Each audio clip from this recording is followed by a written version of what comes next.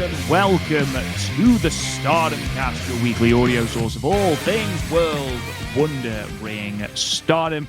I'm your host, Rob Goodwin, and I'm joined as ever by Mr. Matt of the Turner. Matt Turner, how are you? Good, sir. Rob Goodwin, to the shock of nobody, I am phenomenal today. No. I am better today than I were yesterday. I was better last week than I were this week because, like I always say, that's what life is all about. Self-improvement. Self-improvement. Brother, I am great. It is a beautiful, beautiful stretch of days we've had over here in northeastern Pennsylvania as we are just days away from the official start of summer, considering the fact last week we were only a handful of degrees above freezing in the morning. And as I sit here right now in this room, which is usually a little bit cooler, which I enjoy, we are about 60 degrees above the freezing temperature. So very warm indeed. Yes, my wonderful, beautiful wife texted me as I was at work making money for the family that she was opening the pool over her mother-in-law's house, and her and my nephews were throwing water balloons at each other. So it's like, oh, must be nice. You know what I failed to mention, but I will mention it once we get done with this podcast. I'll say I'm glad that you had time with the nephews and you were laying by the pool. However, did you podcast with one Rob Goodwin? Did you talk about this great Soriano and Natsupoi show? No. Did I? Yes. So who's the real winner? This guy right here doing, if you're watching on YouTube, doing the Io Shirai gimmick. But brother, I'm well. You look fantastic. Your hair looks terrific. Are you excited for your trip tomorrow for Pro Wrestling Eve? I am indeed, yes. I will be going down. I'll be there this time tomorrow. The show will have started this time tomorrow as we record. Yes, I'll be going to see the first time the IWGP Women's Championship will be defended in the UK. Saory versus Alex Windsor at the Big Penny Social in London. Bozilla also on the card. Zoe Lucas also on the card. Martina also on the card. It's a great Eve title match, and I cannot remember for the life of me who is in it. And it's really going to bother me, so I'll look that up in a minute whilst you're talking about the Patreon. But yes, I'm very much looking forward to that. But Matt, it does not stop, obviously, because we have had car trouble. And therefore, we've made the difficult decision to begin car shopping, which I would argue is one of the most stressful things in the world, aside from moving house. We've gone to look at one tonight, and honestly, like, the car was good. I cannot deal with the spiel. I really can't.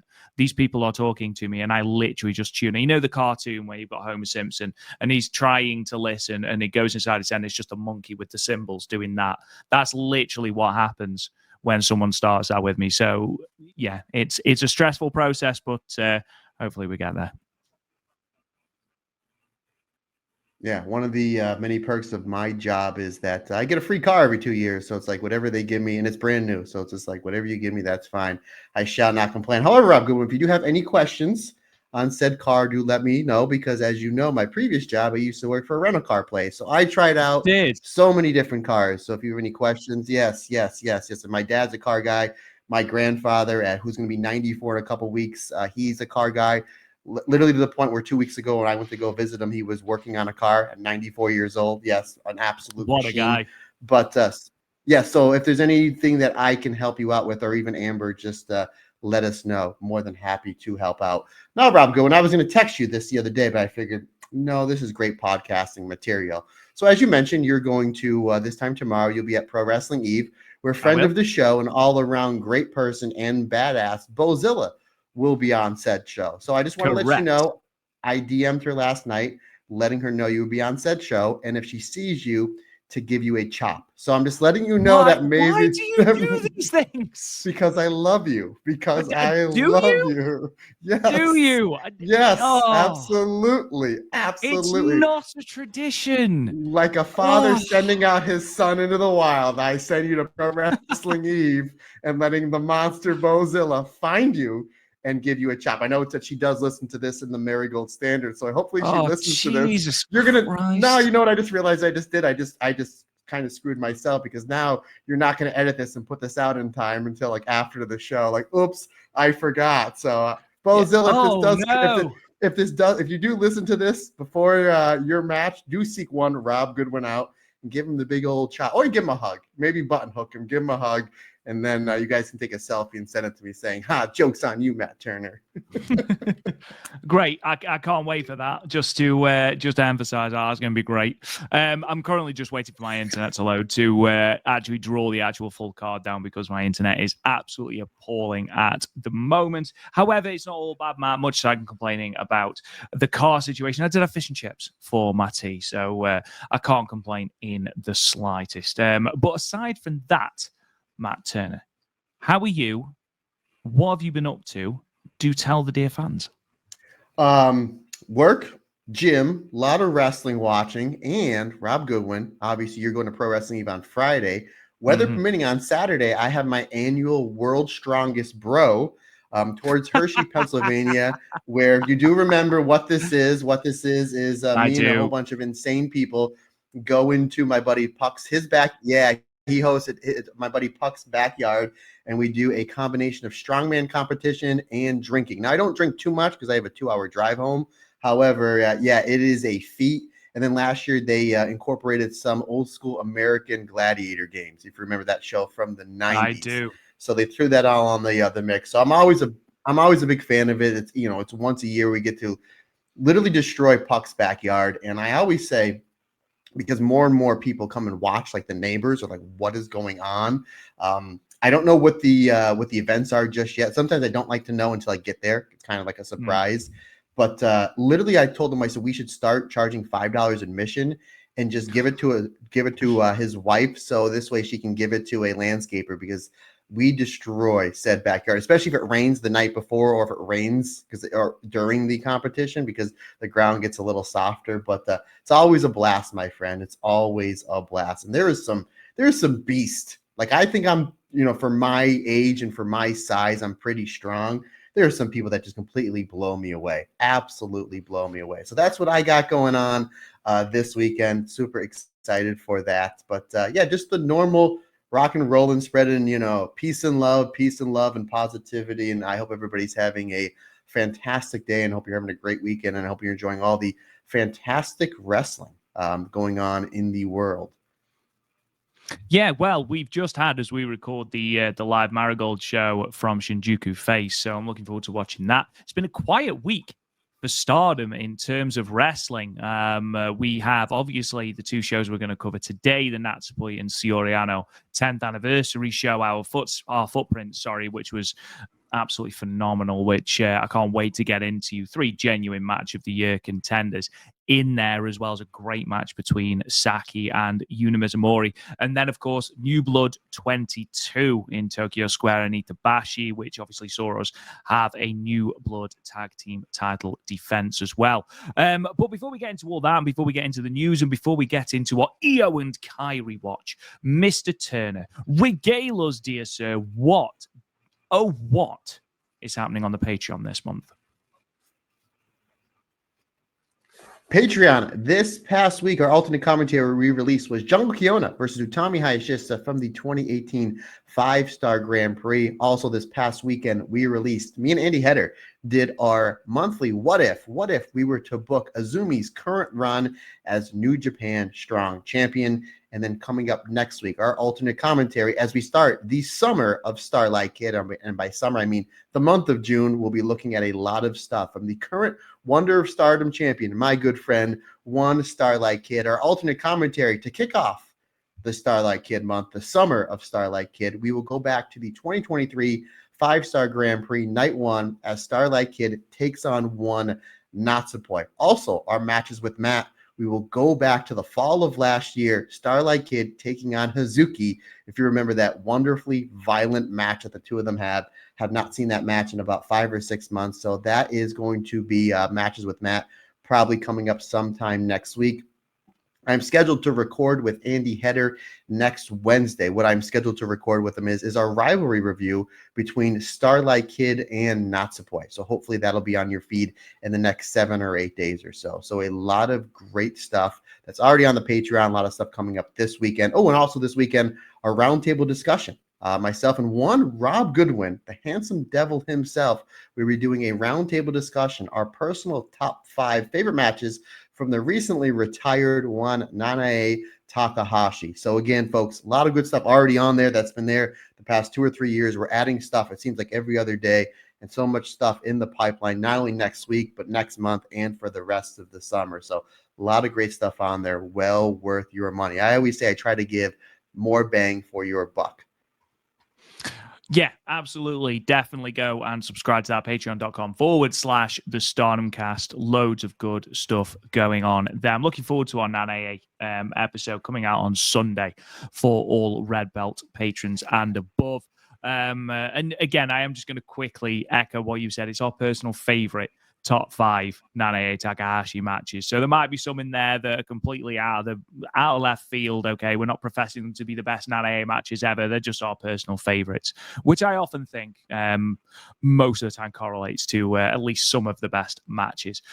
In terms of the Pro Wrestling Eve show, it's obviously Alex Windsor versus Saory for the IWGP Women's Championship. The Eve International Championship, which was the match I was thinking of, is Anita Vaughn versus Lucia Lee. I remembered Lucia Lee challenging. I couldn't remember who the champion was, so I apologize, Anita Vaughn. We then got an 8-woman tag with Nightshade, Sky Smithson, Seth Martina, and Rain Leverkusen, taking on Bozilla, Millie McKenzie, Alexis Falcon, and Lucy Sky. And then we've got the Eve tag title #1 contendership matches. And these, I've said this before, but these might be 2 of the best tag team names I've ever heard. Big Beefy Bitches, which is Rio and Emerson, which excellent name, and Pretty Psycho as well, which is Amira Blair, and of course Zoe Lucas as well. So again, if you aren't going to London, there are, I believe, still a couple of standing tickets left, but not many at all. It's going to be a great night. Get yourself down there and support some fantastic wrestling from Pro Wrestling Eve. Matt, let's kick into some news then. Not a great deal coming out of Stardom. As I mentioned, not a great deal of action from Stardom as they take a little bit of a break, which I think is really beneficial when you think about, obviously, the injuries, the intense schedule that we've had directly before and directly after All-Star Grand Queendom, the absences that we now have, long-term injury for Micah, retirement for Tam, the departures of Mayu, Mina, Tekla, all of these different things. It's a good time to have something of a reset. And obviously, you've got a Korakuen Hall event coming up on Sunday the 8th. And it's that we're going to start with, because the full card for that show has officially been announced. Now, this was done in 2 parts.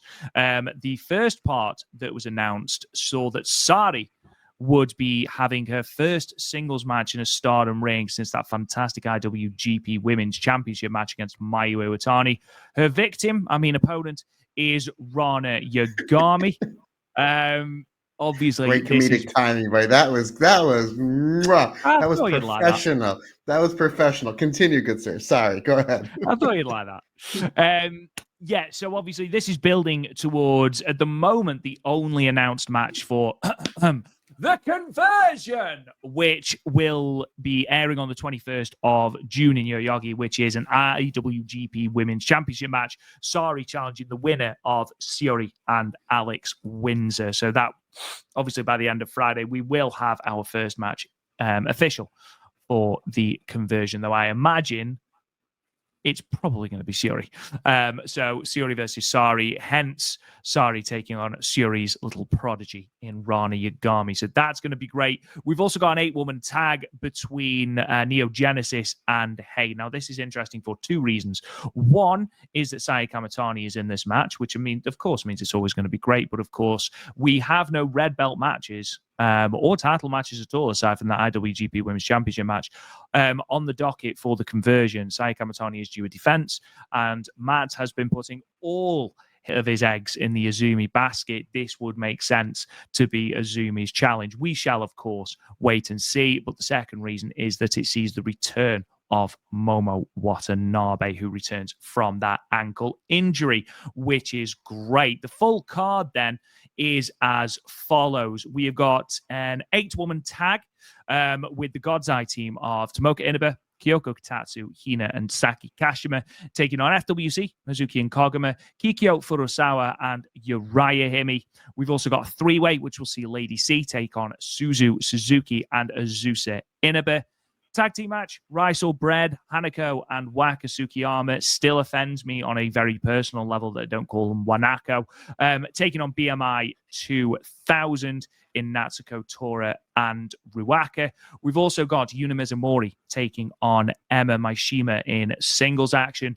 A six-woman tag that sees Stars, Hanan, Saida, Momokogo taking on Natsupoi, Aya Sakura, and Sayaka Kurora. The aforementioned Ron Yagami versus Sade singles match. The aforementioned 8-woman tag team match. The Neo Genesis team of Starlight Kid, Azumi, Meisera, and Miyu Amasaki taking on the hate team of Sayaka Matani, Rina, Konami, and Momo Watanabe. And then, of course, we've got something set up from New Blood 22, which we'll delve into a little bit later on in the review, but a Future of Stardom Championship #1 contendership match, Rian versus Akira Kuragane. Now, Matt, I think it's fair to say that this lacks the oomph, that we've had from the last Korakuen Hall shows. Obviously, we've had white belt matches, red belt matches, a lot of buzz around Stardom in Korakuen, having sold out 3 of the last 5, having drawn, 1,000 plus to something ridiculous like the last 13 out of 14 shows or something like that. This very much feels like the calm before the storm. Obviously, we do have a pay-per-view coming up in a couple of weeks. And it does feel like at the moment we are experiencing the start of that reset heading into that pay-per-view and the 5-star Grand Prix. And I think that's very much indicated by what currently is listed as the main event in Hate versus Neo Genesis, where I imagine we will get certainly one title match confirmed afterwards. Yeah, I looked at this card and it's Stardom and it's a really good card, but we've been spoiled for the last 7-8 months. We really have, yeah. Cards, especially red belt matches, white belt matches, Tam and Saya. So I think what this is they're kind of could have they put in a future Stardom Championship match on this show? Sure. High speed championship match? Sure. Could they have done something with the artist belts on this show? Sure, they could have done that. But I think what they're looking at is let's just see what Saory can draw for us in Korakuen Hall, because she's never had a match in Stardom in Korakuen Hall before. Not unless she's had it early in her career, but I don't think so, especially not since she's been on this tear since she's been back from NXT WWE over the last handful of years. And let's just see what we can draw in Korakuen Hall, pretty much on the Stardom name alone, and by putting Sayaka Matani in the main event. So I think that might be something that they're looking at. Let's just see what just this name alone can draw. I looked at the tickets 2 or 3 days ago, and the pre-sale tickets are nowhere near as good as they've been for every Korakuen Hall show this past year. So again, no red belt match, no white belt match, no big Saya versus Tam, big match there. So it's gonna be interesting to see what they draw. If this show here, and again, it's going to be a good show because it's Stardom, and the card does look really, really good. But like I said, we were spoiled with the last 7 or 8 Korakuen Hall shows. If this draws 1,000 people, we'll know that Stardom is going to draw in Korakuen Hall no matter what, because the company is really, really hot. But literally, you took the words out of my mouth and the ideas out of my head, where it's I think that after the main event, we're going to set up Azumi versus Sayaka Matani, and I'm going to double down, and I'm going to put it out there in the universe. We're also going to get Starlight Kid versus Momo Watanabe at the Conversion. I think that you're going to set up both those matches on said show. So this way, if it's not a huge draw, at least this way we'll set up angles where people are going to want to go on YouTube and or Stardom World to watch said show. So regardless, looks like a really solid enough card. Those last 2 matches with Rana and Saory, that's going to be great. And then Hate versus Neo Genesis, is going to be one of those ones that are really absolutely just insane banging. You have Saya, Momo on one side, Azumi, Meisera, Starlight Kid, Miyu on the other side. Really, really great top 2 matches with some interesting things intertwined. Obviously you do have FWC. They're fantastic, the 2 new rookies. So again, it's going to be a great show. I'm just interested with no major championship matches on this show, or no match on any big stakes, major stakes. Can they continue this hot streak with getting on 1,000? So we shall see, good sir. I do wonder as well with Aya Sakura and Sayaka Kurora facing off with Wingori and Momokogo. I do wonder if we maybe get the Young Cosmic Angels team taking on Wingori for the Goddess of Stardom Championships, or maybe Natsupoi teams with one of them to team for those belts. That could certainly be a direction that we go. Saory is obviously missing from this card because she's in the UK, and then there's 4, I think, members of the roster that are missing because there was an Oz Academy show on the same day in Shinjuku Face. And it's, right, let's see if I can get this. Saori Ano, Kiori Oniyama, Itsuki Aoki, and Rini Yamashita are all missing as well. So that'll be why we haven't got the big extravagant card I would have thought. I do think that this serves as I mentioned before, something a little bit of a reset, almost a jumping off point ready for this next turn of Stardom. So again, I'd be surprised if they run Momo and Starlight Kid. And the only reason I would be surprised, don't get me wrong, it'd be a fantastic match, I'm sure. The only reason I'd be surprised is I do genuinely think if Micah is not going to be fit for Dream Queendom, then Momo and Saya is your match for Dream Queendom. I think Momo could potentially. I know what you're going to say. I know what you're going to say, and he's going to. I know you want it to be Starlight Kid. Starlight Kid. That's the match. I'm telling you. I still think it's face Momo Watanabe. I still think it will be face Momo Watanabe. Well, again, this is going to make for great conversation when we do our bracketology, which again people are already clamoring for. They're already here's your preview of the preview of the preview. Yeah, there's a lot, and again, we don't know what one Tam Nakano's doing. And I wanted to bring this up last week. Tam Nakano has not put anything on media since she lost to Sai Kamatani. It's been 6 weeks, and I like that. They've started selling They've started selling merch, and they're calling it memorial merch. I was like, Jesus Christ! I know they're selling merch. I didn't know that they went that way. She's still with us, right? I think it just means retirement. But yeah, I was like, bloody hell, Stardom! Talk about diving into the gimmick, Christ! We need to make money. I must admit, I don't want to say I don't want Tam back because that sounds very harsh. I don't think Stardom need Tam back. I think, and we're going to talk about one of the people who is stepping up to fill Tam Nakano's shoes, and Aya Sakura, a little bit later on. Her absence from the 5-star Grand Prix this year, alongside Mayu, alongside Tekla, alongside Micah, gives opportunities to other members of the roster. We saw Hanako have a great match with Starlight Kid. We saw Aya Sakura put on an absolutely blinding performance against Saori, despite her having her literal face kicked off. A great, in spite of some just. I don't even know what to say about the Mayuri Ozaki and Sayaka Kurora match. We'll get into it, but Sayaka Kurora still managed to come out of that a fantastic underdog babyface, Yuna Mizumori, again in that match with Saki. I want to focus on them. I want to focus on you. You saw that We Are Stardom exhibition match. Those are your 4 faces of Stardom.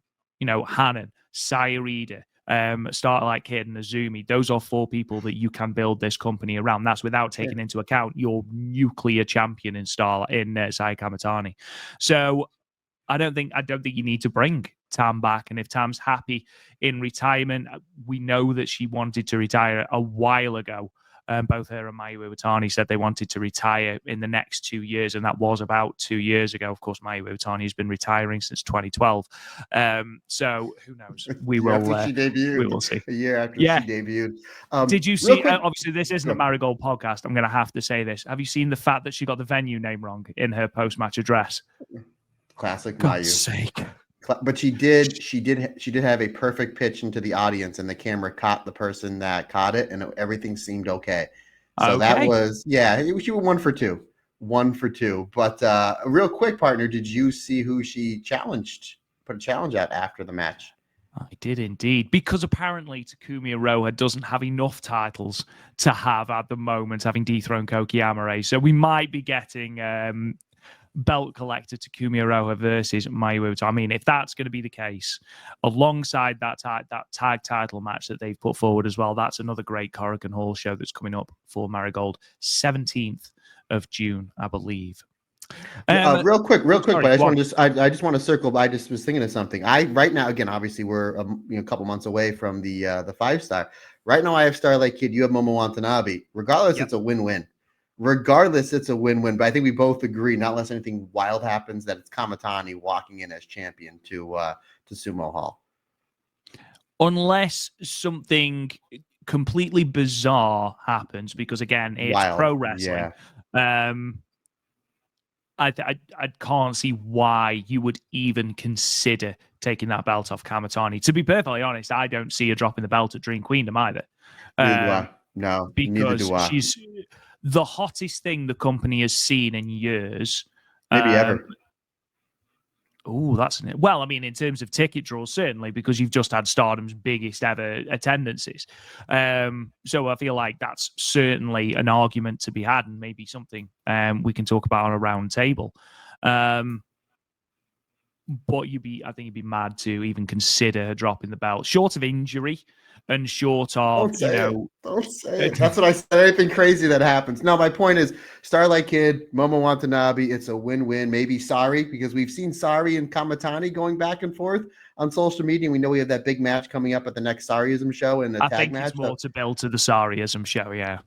Maybe we get both. Why not? You know, Maybe. who wouldn't want to see that? Because that's where as great as that Saoryism show is going to be, the bigger money is in a singles match in a bigger venue for the richest prize in all of wrestling, my friend, the World of Stardom Championship. But a lot of really cool things are on the docket, and a lot of things kind of speculate too. So it makes always, my friend, good podcast conversation with you, brother. I'm intrigued because it would be very interesting to have Saory be some sort of title defense for Saya Kamatani. Sort of Saory's interview recently has sort of called into question the integrity of the Stardom roster and how they wrestle and things like that. It would make sense, therefore, for Saory to be in the 5-star Grand Prix to really showcase her point, especially if she has a really good tournament. You think she would? You think she would have really good matches in the tournament, Rob? You think Saory would do okay?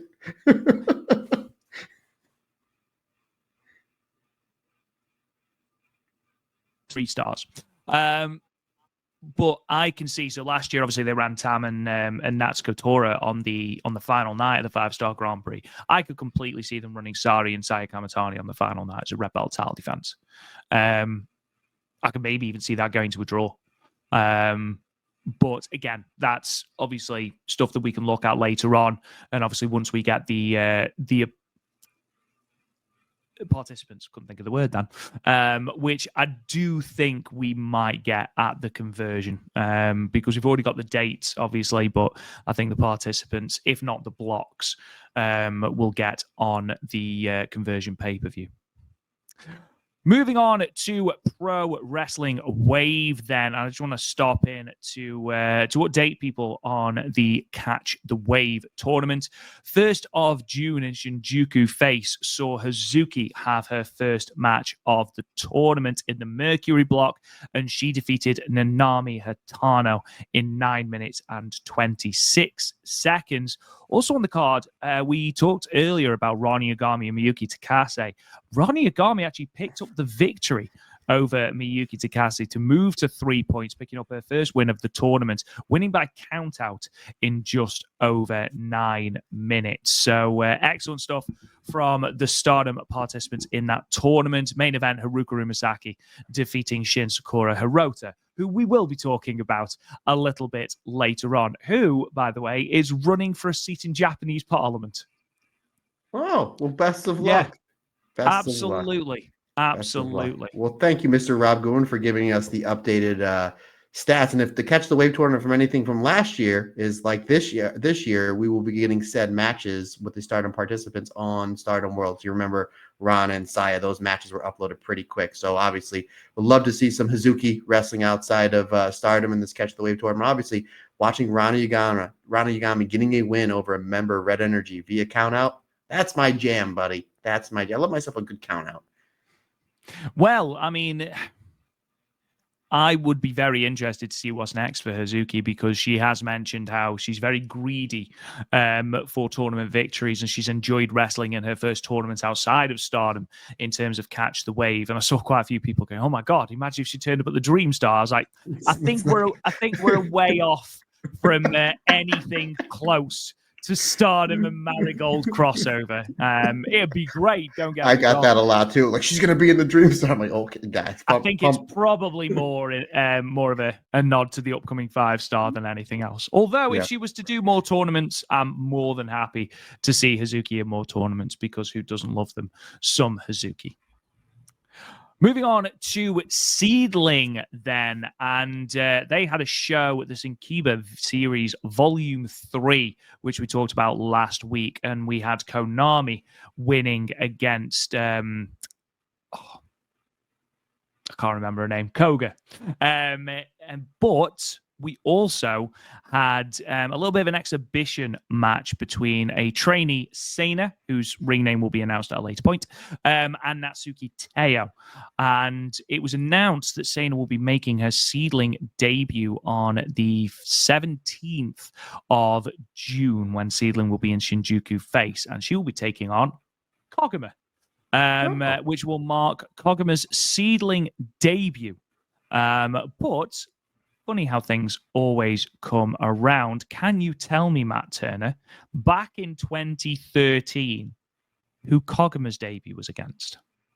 Hazuki. It was not. Mayu. Nope. Give you one more guess.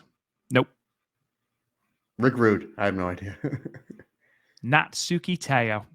Oh, you said it right there. How did I not? You literally planted the seeds. You pitched me a softball, and I swung out, and I struck out by swinging, buddy. Missed it by a mile. Not even close. Final bit of news. Suzu Suzuki was unfortunately pulled from the Saory and Natsupoi show on the 31st of May due to poor health. She was due to be a part of the Rumble, so the card didn't need to be changed. And thankfully, it doesn't appear to be too serious, because she has been announced for the Korakuen Hall show on the 8th of June, where she'll be in that three-way with Azusa Inaba and Lady C. So thankfully, nothing too serious, probably just a precaution. But I'm sure Suzu will be somewhat upset having missed that show, Matt. Yeah, I did see that first thing in the morning that she was pulled from said show. So again, precaution. She was in the Rumble.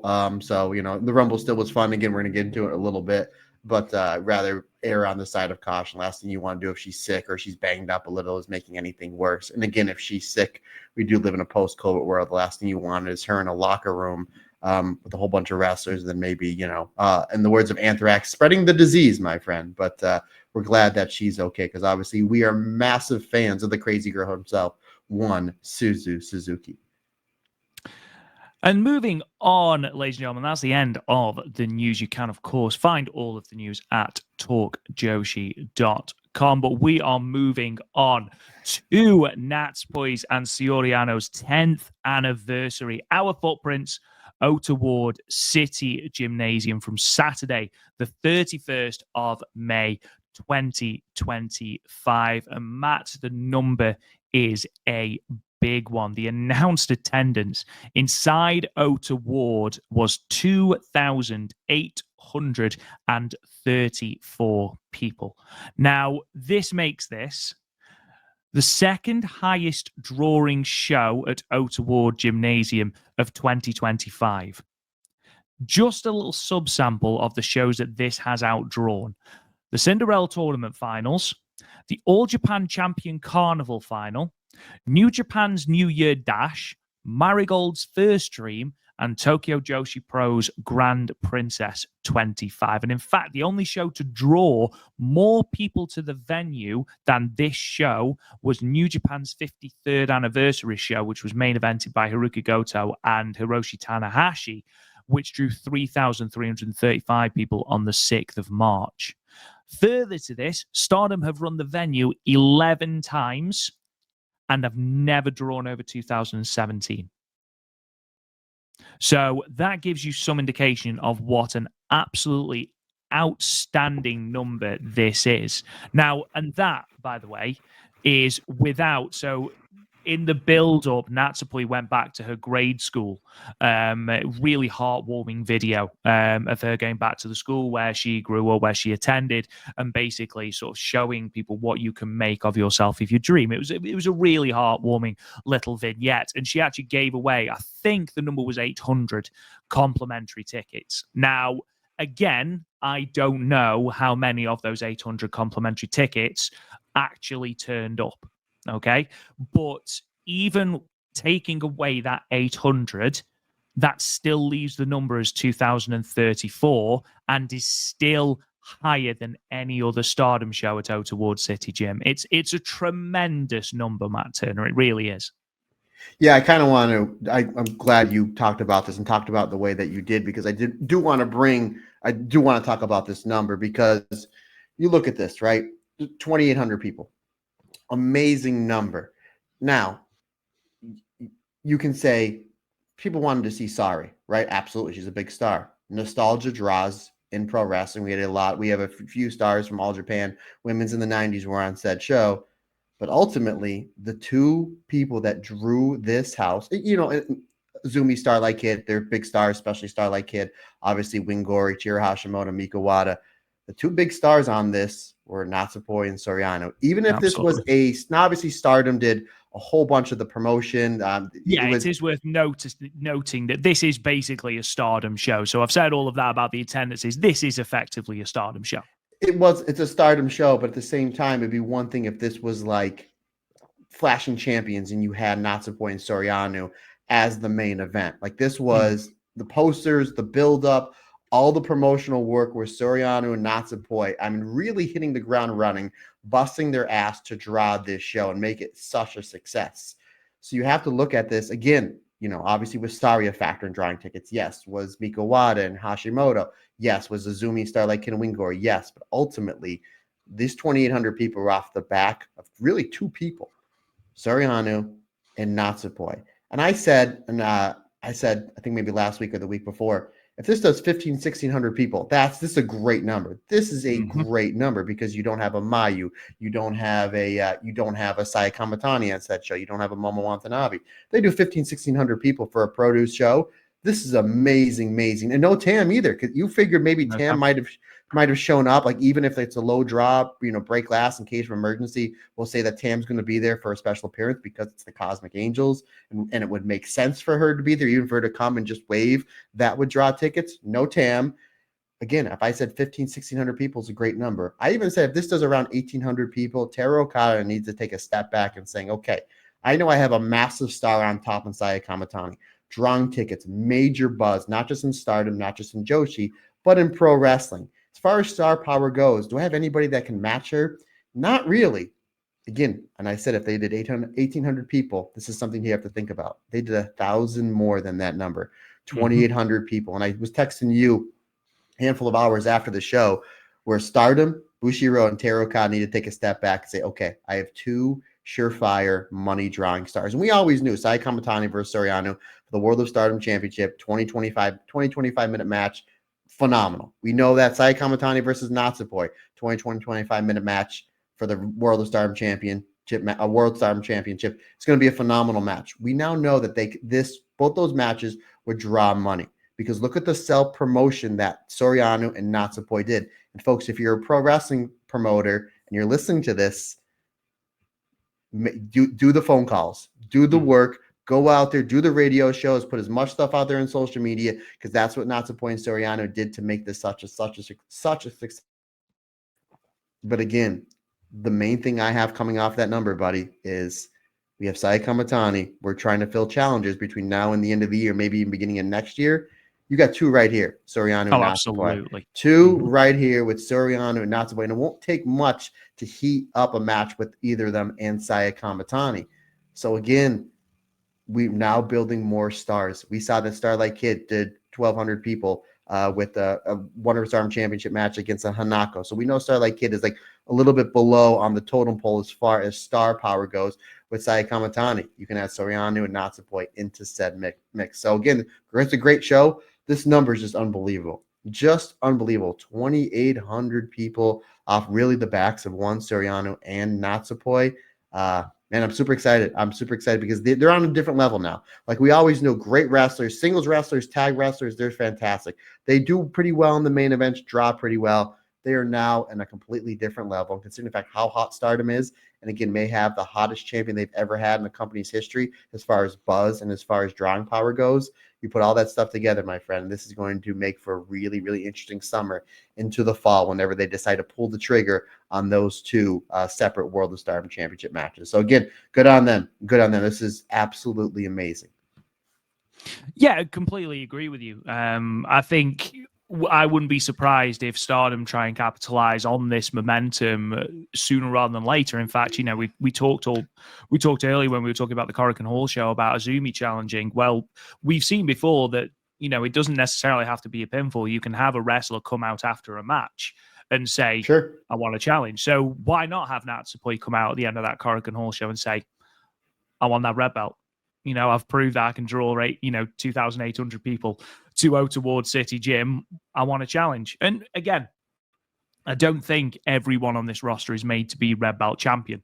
And I don't think everyone on the roster is made to challenge for the red belt. But Natsupoi is certainly on the level of being able to challenge. I don't think she'll win. I think she will put on an absolutely tremendous performance, just as she did in the main event, where she was being ragdolled around the ring by Chihiro Hashimoto, which might be one of the most enjoyable things I've ever seen. Poor Natsupoi. But she's up there as a genuine ticket moving challenger, as is Saori Ano. Going back to this show, what I loved was how this show was structured, because I was blissfully unaware, actually, of just how much wrestling Natsupoi and Saori Ano had done for other companies. So for those who don't know, they debuted in Actress Girls, same match, 31st of May, 2015. Saori Ano and Yuna Nas, who did train them both, defeated, I believe, Natsupoi and Kiori Kanamura.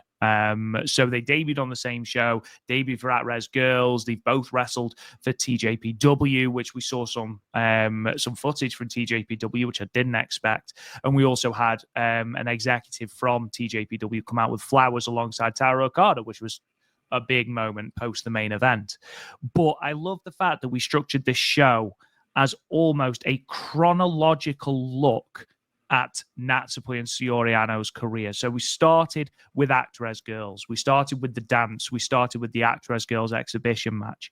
Then we moved on to, the trainer and trainee matches with Yuna Manas. And then we moved on to the Stardom Trial Series. And then we moved on to the We Are Stardom with Natsupoi and Saori Ano obviously both being in Stardom. And then we moved on to the present, where we had that main event and then the impromptu singles match to finish it all off as well. It was structured beautifully. And when you compare it to other produce shows, even if it's an anniversary show, they will often just be great matches, but put in an order. There's not often a rhyme or reason to the order. However, this ran chronologically, and I thought, with all the vignettes, with all the little bits of story and stuff like that, I think it was one of the most beautifully cohesive, narrative-driven shows that we've seen. I thought it was absolutely fantastic and really, really, really well done. And I know that obviously Stardom played a huge hand on this show, and I think,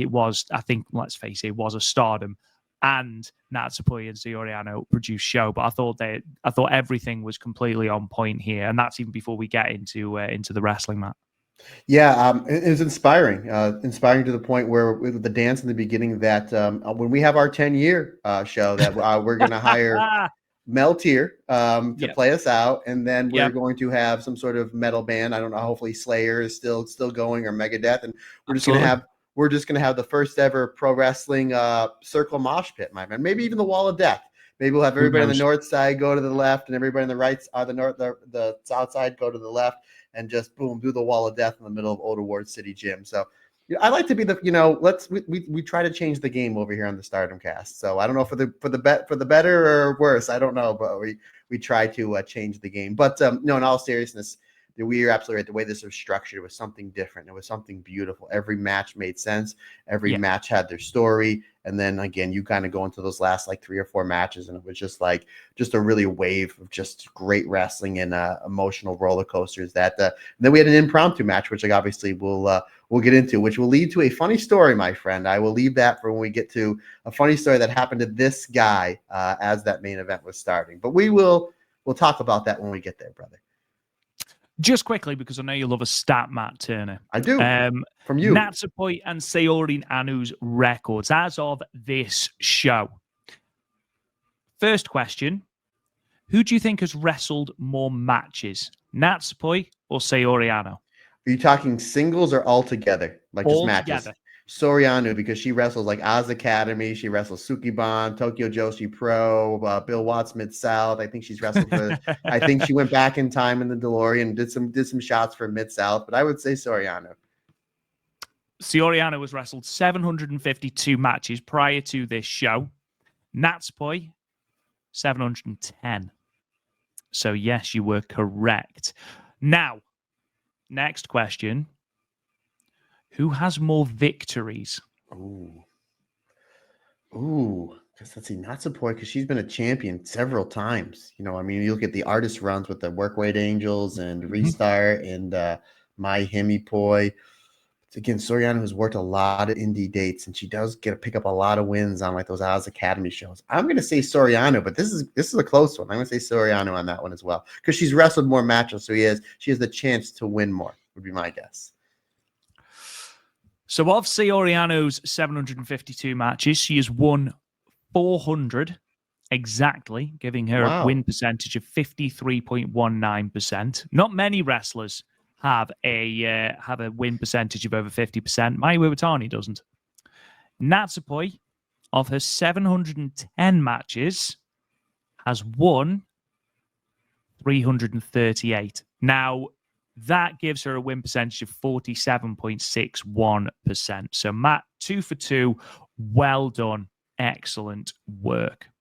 Now, before we move on to anything else, let's just run through the results of this show. So we opened with the Act Res Time tag match, where Summer Aoi and Yukina Uehara defeated Mari and Avildo, with Summer Aoi defeating Mari with the Midnight Sun in 7 minutes and 56 seconds.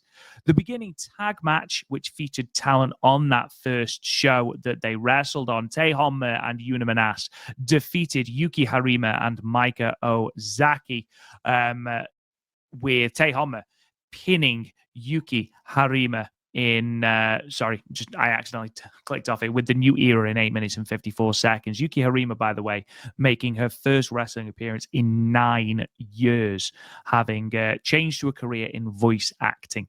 Master and Disciple tag match, Yumiko Hotta and Miko Kanai defeated Kiori Ito and Rian. Miko Kanai rolling up Rian with a pinfall reversal in 8 minutes and 52 seconds.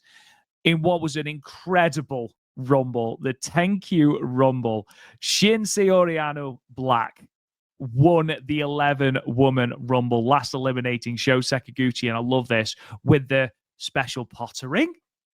There is a question mark after pottering. 23 minutes and 49 seconds. We were privy to the 3 faces of Shin during this match. We also saw Shin Natsupoi and Shin Saory Anu, just the normal incarnation. It was a genuinely really funny moment. We then had the first 2 of the special singles matches. Special singles match 1, Trial Battle. Mayumi Ozaki defeated Sayaka Kurora with the Tequila Sunrise in 12 minutes and 32 seconds.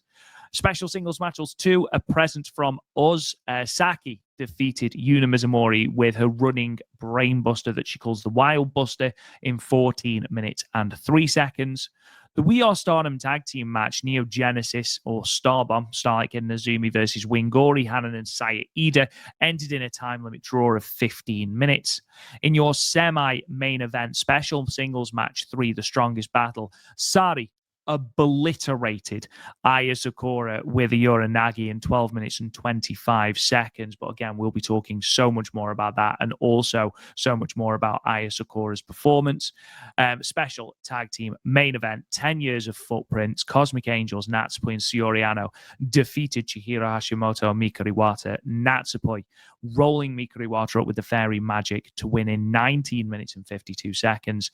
There was then an impromptu match, set up at the end a 5-minute exhibition singles match between Natsu and Saory, and that, of course, ended in a time limit draw. Matt, let's go straight into the Act Wrestling portion of this show. First of all, did you enjoy the performance of the song Love Riddle? That's apparently what it was. And also, did you enjoy the matchup? Yeah, I mean, obviously it wasn't Megadeth, it wasn't Iron Maiden, it wasn't Robert Zombie. Not my cup of tea, but it was really good. It was just the synchronization of everything. It was well choreographed. choreographed. It was well choreographed. Yeah, I mean, it's something that, again, it's not my cup of tea, but you have to give credit and respect for the love and energy and time put into it. But yeah, well put together. I guess this is what Actress Girls is kind of all about. And the match was really fun too. Didn't go too long. Really good way to start the show. You kind of had the almost like Broadway play performance with Soriano and Natsupoi to start off the show. I thought it was really cool with the spotlights, and then you go into the dance routine, and then you get this really solid match. Again, this was some really fun stuff. Good way to start the show in front of this crowd was really pretty much into everything. 2,800 people. They really reacted to everything. They were there to have a good time. I know I had a good time. I know you had a good time watching said show. As far as this match goes, though, no, it was fun enough. 3.5 stars for me, buddy. Yeah, again, it's not something that I've spent a lot of time watching. But the fact that, by the way, it is worth pointing out that Summer Aoi is actually Aya Sakura. I meant to point that out before. Good seeing her in a Stardom ring. Exactly. It was really cool seeing her in a Stardom ring, because I don't think she was advertised, or at least not under her name as Act, because that's obviously what I know her as. But when I saw her come down, I was like, oh, this is a long time coming. This was really cool, and I thought she really, really stood out in said match, buddy. Hasn't appeared in a Stardom ring since the 23rd of December 2015. And do you know what? It was really, really good to see her. This match was good. This match was, it was fine. It was a really good pre-show match. But for me, it was really nice to finally see Aya Sakura after what is effectively 10 years, once again being in almost a Stardom ring. We can almost call it a Stardom ring anyway. There was hashtag that said hashtag Stardom, so I'm going to say it's a Stardom. Close enough, buddy. Close enough. Round up. It'll do. Tei Honma and Yuna Manas versus Yuki Harima and Maika Ozaki. So Yuki Harima was previously known as Aina Iba, or she's now known as Aina Iba. I cannot remember for the life of me. She turned up in New Japan, I believe the very next day, and she's apparently a member now of the United Empire. So there you go. But how do you think she did? 9 years out of the wrestling ring. How do you think she did? But I didn't know that until maybe about an hour after this match. I was kind of just tweeting something out. And I love watching these shows live as they happen, because I get to converse with the Stardom Cast fans and the Stardom fans, and for Marigold as well. So someone was telling me she was out of the ring for 9 years. And I was like, first of all, she looks like she's like 25. So it's just like, that's really weird. Like, she looked young, great in shape. Timing was good. She had presence.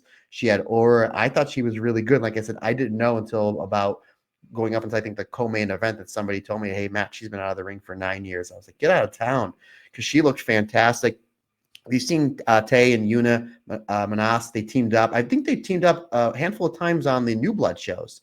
Correct me if I'm wrong. I think they had a really good match. I think it was a New Blood 19 or 20 against, I think it was Lady C and Rana Yagami, or Rana and Hina. I forget, but we've seen them team up, and I could be wrong. I don't do New Blood shows, and they're terrific. I would love to see them in Stardom a little bit more, especially the Stardom proper, because of how great the tag division is. They worked really well together. Their timing was really good. Their synchronization was really good. We've seen Maika Ozaki in Stardom before a few times. Now that the real Maika is on the shelf for a little bit, this might be her time to shine, my man. This might be her time to shine. But all in all, I thought this was a great match. For me, 9 minutes is the perfect time to tell their story. A really good way to really start amping up the crowd for the next handful of matches.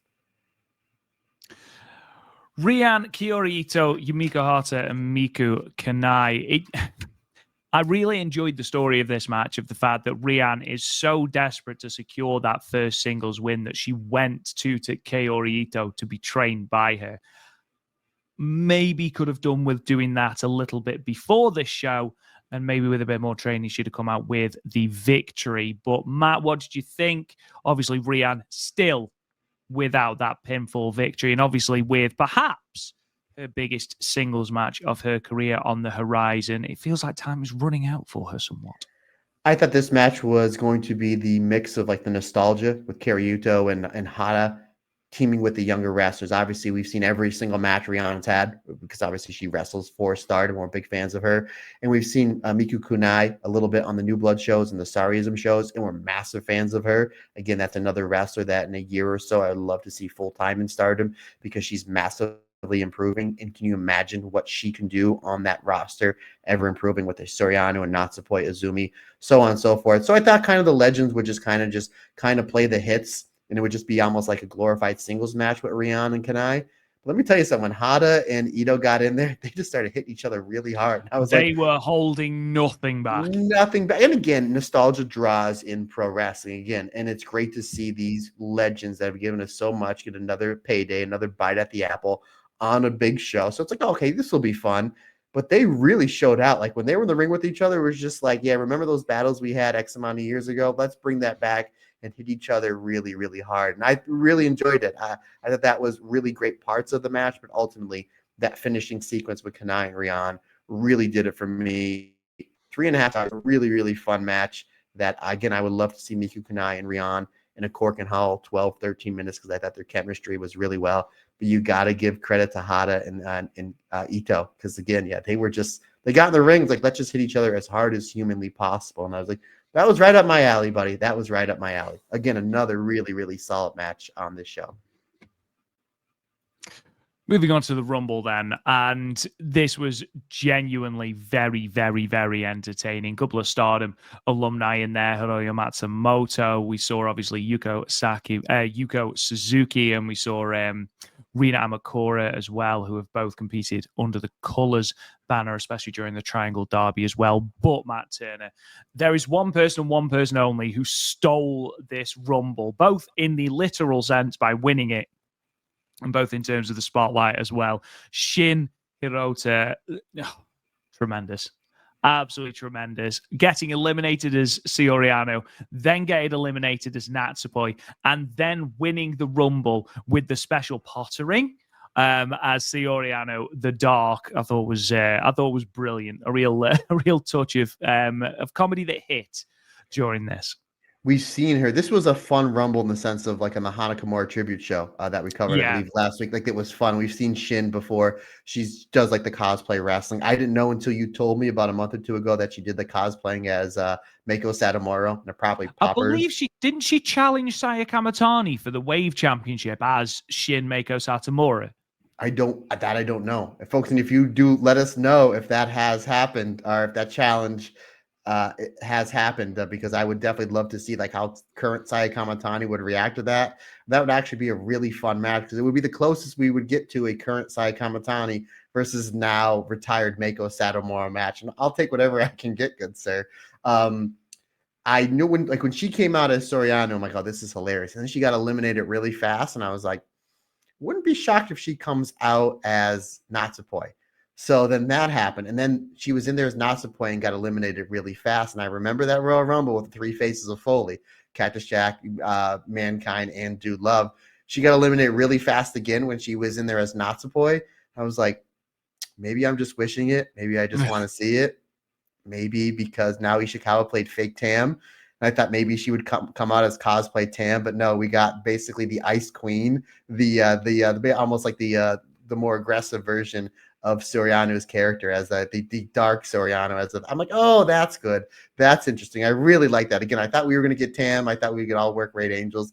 But I thought this was funny. It was a fun Rumble. It was entertaining. You saw a lot of really cool stuff. But yeah, literally Shin as the three faces of Saory, as we'll call them, I guess, on this one, stole the show. And obviously, when we see Soriano do the special pottering, I've never in my almost 40 years of insane fandom as a pro wrestler seen anybody even do anything close remotely to that. I think it was Genki Horiguchi 20 years ago had something called the backslide from heaven that was somewhat close, but nowhere near as close. You got to give Shin credit because that special pottering by no means was a Soriano, but it was still halfway decent. Like you still bought it as the finish. You got to give her credit. Not only that, but she had to change 3 times.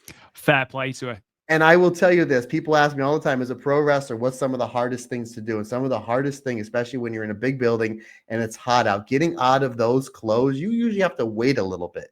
And I know if I'm going to another show or I need to get home at a quick time, I'm literally driving home in my gear, which is sometimes funny because, as you know, Rob, you've been to my house before. I live next to a church. So that has happened before where I'm in my gear getting out of my car and there's like a church meeting going on and people are like, what is going on over there? I'm like, don't you worry about it. Pay no attention to that man behind the curtain. But you have to give her a lot of credit because she had to change 3 times in a matter of less than, 22, 23 minutes. Again, it was a fun run. This is one that I'm going to be going back and watching. Probably not. But for the 24 minutes it was on my screen, I thoroughly enjoyed it. It was nice seeing all these different people that have affected Natsu and Saory's career getting a big match on such a big show. And one of the best shows of the year. Yeah, absolutely. And Shin Sakura Hirota did challenge Saya Kamatani to a match. It happened on the 5th of April. So it already happened. So there you go. It has already happened. I don't know if she was dressed as Meiko Satomura during that, but from what I remember, she made Saya Kamatani break character during the during the Rumble. So I love it. I've also realized, I think I called her Yuka Suzuki. It's not. It's Yuko Sakurai. I was right the first time. I don't know why I insisted on doubting myself. Right. Okay, Sayaka Kurora versus Mayumi Ozaki. So, I know exactly what you are going to say about this match. And I know exactly what you're going to say about this match because I absolutely agree with you. Okay, good. Because I know there was a lot of people that really love this. And again, you could like what you like that really love this match. And I was like, I cannot wait to talk to you about this on said show. Continue, good sir, because I'm excited for this discourse with you, brother. So let's get this out of the way now. The chain, it got too much. It simply got too much. The fact that at one point, I can't remember if it was Daichi who was refereeing. It was. That was the thing that bothered me because it was Daichi. Is trying to save Sayaka Kurora from being hung with the chain. Just sort of, there's a point where you suspend your disbelief, and I felt like this completely. It didn't just fire it out the window. It fired it into the sun. There was so many examples of Mayumi Ozaki using the chain directly in front of Daichi, and it just got very, very, very samey. Now, can I understand why we did that? Absolutely, because coming out of this, the way that Sayaka Kurora fired up, the way that she was given the opportunity to use the chain and decided against it, the moment where she used the violet shooting, great moments, and the crowd were really, really, really into the comeback. Could we have done this without as much chain or even more sneaky use of the chain? And again, I don't watch Oz Academy. I don't know, well, from the video package of Saori Anou, I'm pretty sure it is exactly what Mayumi Ozaki does, but just not in front of the ref. Just not in front of the ref, as obviously and as much as there was. That being said, again, its primary goal was to get Sayaka Kurora even more over with the crowd, and that it succeeded in doing. And I really enjoyed the hope spots from Sayaka Kurora. And it's not like Mayumi Ozaki didn't give Sayaka Kurora anything. She bumped when she needed to. She bumped when she needed to. She didn't no-sell anything. It's just the chain stuff got really, really overbearing really, really quickly because this match went 12 minutes. And I reckon legitimately 9 of those 12 minutes were Mayumi Ozaki using the chain. If you knew this was going to be the psychology and the story of the match, you should have just been either have seconds distract Daichi, which would have been way too much. Again, I think Daichi, that's one other reason why it upset me is not upset me, but like kind of irked me that Daichi, and I think Daichi's the best ref in all of wrestling. Maybe it's because Stardom is the company I watch the most. I think he's the best ref in all of wrestling. But like there was so much cheating in front of him. And again, if you knew you were going to do this and this was the psychology of the match, just make it either a no rules match or a relaxed rules match. Even if you grab the microphone and Ozaki says something, hey, you're supposed to be the future of pro wrestling. You're supposed to be the future of Joshi Pro Wrestle. Prove it to me. Let's have a no rules match. Because I saw highlights of a match with Saory Anou and Ozaki. I think in Sumo Hall where Saory Anou was gushing blood So I understand Ozaki, this is her style, and that's fine. There's obviously a place for that in wrestling. You should have just had this as a no rules match. Again, even if we cut a promo right in the beginning, 30 seconds, boom, done. Now we know. Rob, literally at the point the bell rang, what was the first thing? The chain. And I was like, if you're going to use the chain, and what happens? Then we go to the outside, and poor Sayaka Kurora gets fired into like the first 4 or 5 rows. I'm like, oh, okay, this is going to be awesome because we're 30 seconds in. The first thing I thought of was if you're going to use the chain to get the advantage early on, do it before the bell. Like make it like Daichi's giving instructions or checking Sayaka Kurora and have Ozaki hit her with the chain before the bell rings and be like, hey, guess what? I know it's illegal. The bell didn't ring. The match isn't official. Like that would have been the way to go about it, and then fire Sayaka Kurora in. And I was like, let that one slide. And then I could let 2 slide. I could let 3 slide. I'm like, okay, now this is blatant. We're getting choked with the chain. We're bringing it back. The one thing I did like is how they kept teasing the tequila sunrise and then built to the finish. That I liked. That I will give credit for. The other thing I will give credit for, partner, you just said, the main crux of this match was to draw out this long heat on Sayaka Kurora and then to see where the crowd was on her comeback. When she makes her comeback and she locks in that rear naked choke onto Ozaki, if Ozaki had tapped out, that would have been a major, major pop. I knew Ozaki was going to win this match, and rightfully so. I get it. But I was like, oh my goodness. Like, if I was like booking the show, I'd have been like, we're changing this on the fly because they had the crowd at the perfect time. And then she makes her comeback, the violent shooting, the spear, the crowd is amping up even more. So again, even though I didn't like the psychology and the blatant cheating in front of the referee, I'm like, this match is doing its job because guess what? Sakura, when she's making this big comeback towards the end, the people are reacting huge for it. And then how does she get her comeback stopped?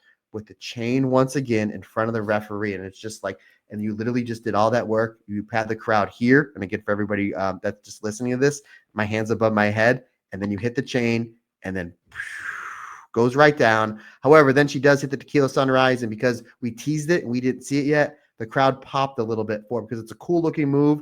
And you get the 1, 2, 3. Again, Sayaka Kurora, babyface selling, babyface comeback, babyface psychology was great here. Was really, really good. You felt that sympathy for her. And when she made that comeback, it was a massive reaction. And then as she's hitting bigger move after bigger move, massive reaction. And then you deflated it with the chain coming back again to cut off Sayaka Kurora. And then for the finish, I had it 3.5 stars, buddy. But you know me, I always give extra credit when the crowd's into something or when I like something.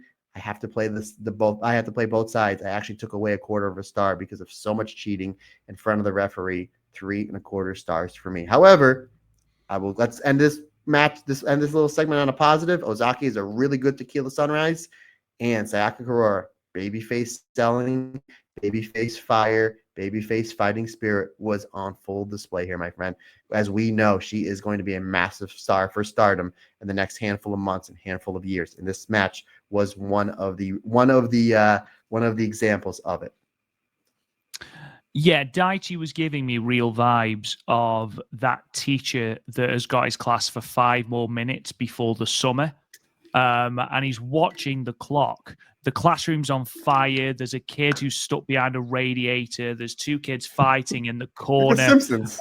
Yeah, Simpsons absolutely. You've got one kid who's having his head slammed in a desk, and the teacher is just counting down the seconds until the end of the day. The bell goes, and he can just walk out and go, do you know what? I'm done. It's not my problem anymore. See you later. That literally was the vibe I was getting from Daichi in this, because he gave up in the end, even because he got to a point where he was half-arsed and was just like, stop it.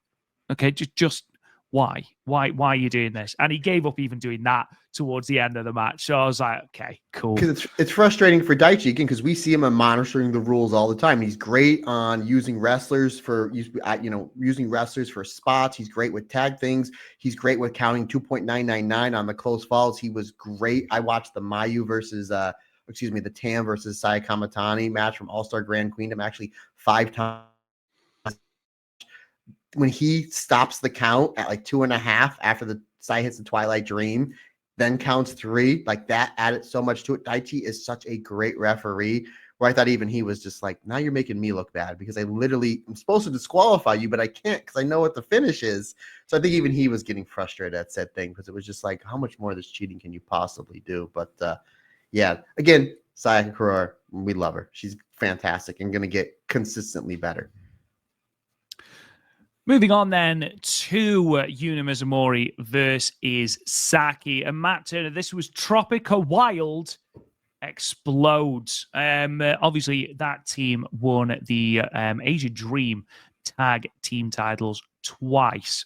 But in terms of singles matches, Yuna Mizumori has never beaten Saki. In fact, of the 6 previous matches, Yuna Mizumori had lost 5 of them, and 1 had gone to a time limit draw. She unfortunately wouldn't break that curse here, but she put on another stellar performance.